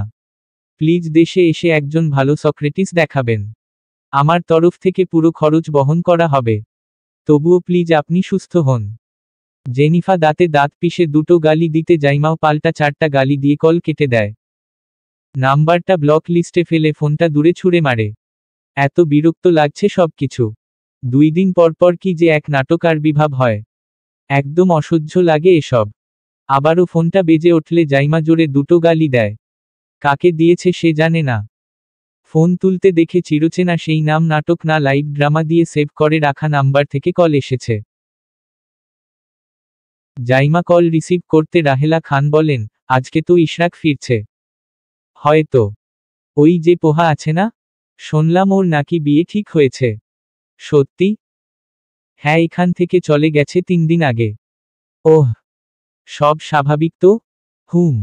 আমি ফিরবো ওখানে। এসে কি করবে শুনি? আমি তো চলেই যাব ওখানে। এখানে একা একা থাকতে হবে না। বাবা মা সারাদিন বাইরে থাকে। জায়ানের পরীক্ষা তো শেষের দিকে। ও হোস্টেল থেকে চলে আসবে। তোমার শরীর কেমন? এখনো বমি হয়? হয়তো। হবেই। কয় মাসে ঠিক হবে কে জানে। উফ, বিরক্ত লাগছে। মা হওয়া সোজা না। এই সরো সরো। তোমার নাতি আজকে ফিরলে ওর খবর আছে। আবার কি হয়েছে? কিছু না। জাইমা কলটা কেটে দিয়ে নিজের মাথায় নিজেই চাপড় মারে। সে কি অসভ্য মার্কা কথাবার্তা বলতে যাচ্ছিল। ব্যালকনিতে দাঁড়িয়ে রাতের ব্যস্ত শহর এক নজরে পরখ করছে জাইমা। ঘড়ির কাঁটা বোধ হয় রাত 11:30। ইশরাক ফিরবে আজ রাতে। কখন ফিরবে? জাইমা অধীর আগ্রহে পথ চেয়ে বসে আছে। জাইমার অপেক্ষাদের সমাপ্তি ঘোষণা দিয়ে শব্দহীনভাবে রুমের প্রবেশ করে ইশরাক। লাগেজ দুটো রুমের একপাশে রেখে ত্রস্ত পায়ে ব্যালকনিতে যায় ও। নিঃশব্দে জাইমার পাশে দাঁড়িয়ে স্মিত হাসে। জাইমার নজর যখন দূর আকাশের পানে স্থির তখন ইশরাক বলে, ফিরেছি। জাইমা চমকে পাশ ফিরে তাকায়। ইশরাককে দেখে তাকিয়ে আছে তার দিকে। হাত দুটো প্রসারিত করতে জাইমা তার বুকে হামলে পড়ে। শক্ত করে জড়িয়ে ধরে বলে, জেনিফা আমায় কল দিয়ে থ্রেট দিয়েছে। এসব শুনতে যাও কেন? আপনি আমায় ছেড়ে যাবেন না তো? প্রশ্নই আসে না। সাক্ষী? ইশরাক মৃদু হাসে। আকাশের দিকে তাকিয়ে বলে, ওই চাঁদকে সাক্ষী রেখে বলছি কখনো এই হাত দুটি ছেড়ে যাব না। জাইমা মাথা নাড়ায়। ইশরাক রুমে এসে জামাকাপড় বের করে চলে যায় শাওয়ার নিতে। জাইমা গিয়ে তার খাবার নিয়ে আসে রুমে। স্বস্তির নিঃশ্বাস ফেলে বিছানায় গা এলিয়ে দিতে ইশরাক এসে ডাকে, মৈশানি রাতে খেয়েছ? আপনি খেয়ে নিন। তুমি উঠো, কথা বলো। আমি শুনছি। জাইমা উঠে বসে। ইশরাক খাবারে হাত দিতে জাইমা জিজ্ঞেস করে, জেনিফা ফিরবে কবে? 2 দিন পরেই। আপনাদের কয়বার দেখা হয়েছে? একবার। মিথ্যে কথা। ইশরাক খাওয়া বন্ধ করে তাকায়। জাইমার চোখ জোড়া কুঞ্চিত। সে খাবার মাখাতে মাখাতে বলে, ওর বাসায় ইনভাইট করেছে, যাইনি আমি। ওহ। ইশরাক জবাব দেয় না। জাইমা আর কিছু জিজ্ঞেস করে না। খাবার খাওয়া শেষ হলে ইশরাক জিজ্ঞেস করে, সব ঠিকঠাক তো? ঠিকঠাক। এক্সাম কেমন দিয়েছ? মোটামুটি। জাইমার কথায় ইশরাক তাকায় তার দিকে। লাইটটা অফ করে ক্লান্ত শরীর নিয়ে বিছানায় গা এলিয়ে দেয়। জাইমাকে টেনে বুক পাজরে নিয়ে আসে। ডান হাতটা নিচ উদর স্পর্শ করে। ঠোঁটের কোণে শান্ত হাসি। ইশরাক বলে, এখানে কেউ আছে। আপনার বেবি গার্ল। জাইমার শেষ পরীক্ষার দিন কিছুটা তাড়াহুড়োয় ভার্সিটি এসেছে সে। নিজ ডিপার্টমেন্টের দিকে এগিয়ে যেতে নিলে প্রফেসর ফাহিম আহমেদও তার পেছনে দিয়ে আসে। জাইমার তাড়াহুড়ো দেখে সে হেসে জিজ্ঞেস করে, এত লেট মৈশানি? জ্যামে পড়েছি। ইট ওকে। আজকে আমার সাবজেক্ট চিন্তা করতে হবে না। জাইমা ভ্রু কুঁচকে নেয়। বিরক্ত হয়ে বলে, মানে? আমি মার্কস দিয়ে দেব। কেন? ফাহিম সে কথার জবাব না দিয়ে বলে, আপনি যান, এক্সামে দেরি হয়ে যাচ্ছে। জাইমা নাক মুখ কুঁচকে পরীক্ষা দিতে বসে। ইশরাকের সাথে আরও দুজন টিচার এসেছে। পরীক্ষা শুরু হতে জাইমা আনমনা হয়ে লেখা শুরু করে। বিরক্ত লাগছে তার। কেমন অশান্তি লাগছে। তার উপর যে গার্ড দেয় এরা। জাইমা কোনোরকম লিখে চুপচাপ বসে যায়। আর লিখতে ইচ্ছে করছে না তার। ইশরাক তার দিকে ফিরেও তাকাচ্ছে না। বাকিদের মতোই ট্রিট করছে। জাইমার সামনে মেহেরের শীট পড়েছে। ও আস্তে করে ডাকে, পরীক্ষা শেষ হতে কয় মিনিট বাকি আছে? ঘন্টা খানেক।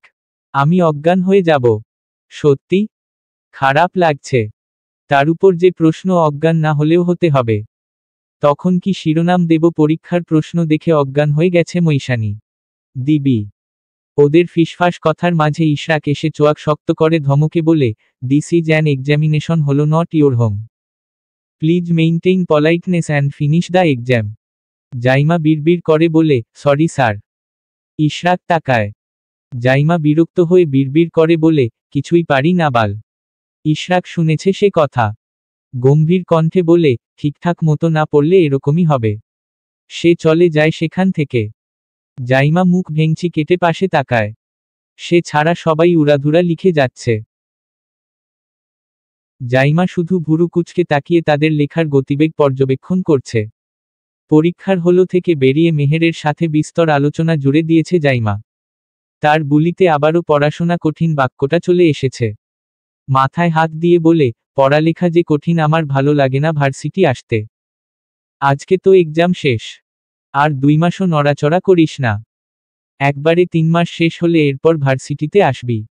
তখন তো আমাকে প্রেগন্যান্ট লাগবে। শাড়ি পরে আসলে বোঝা যাবে না।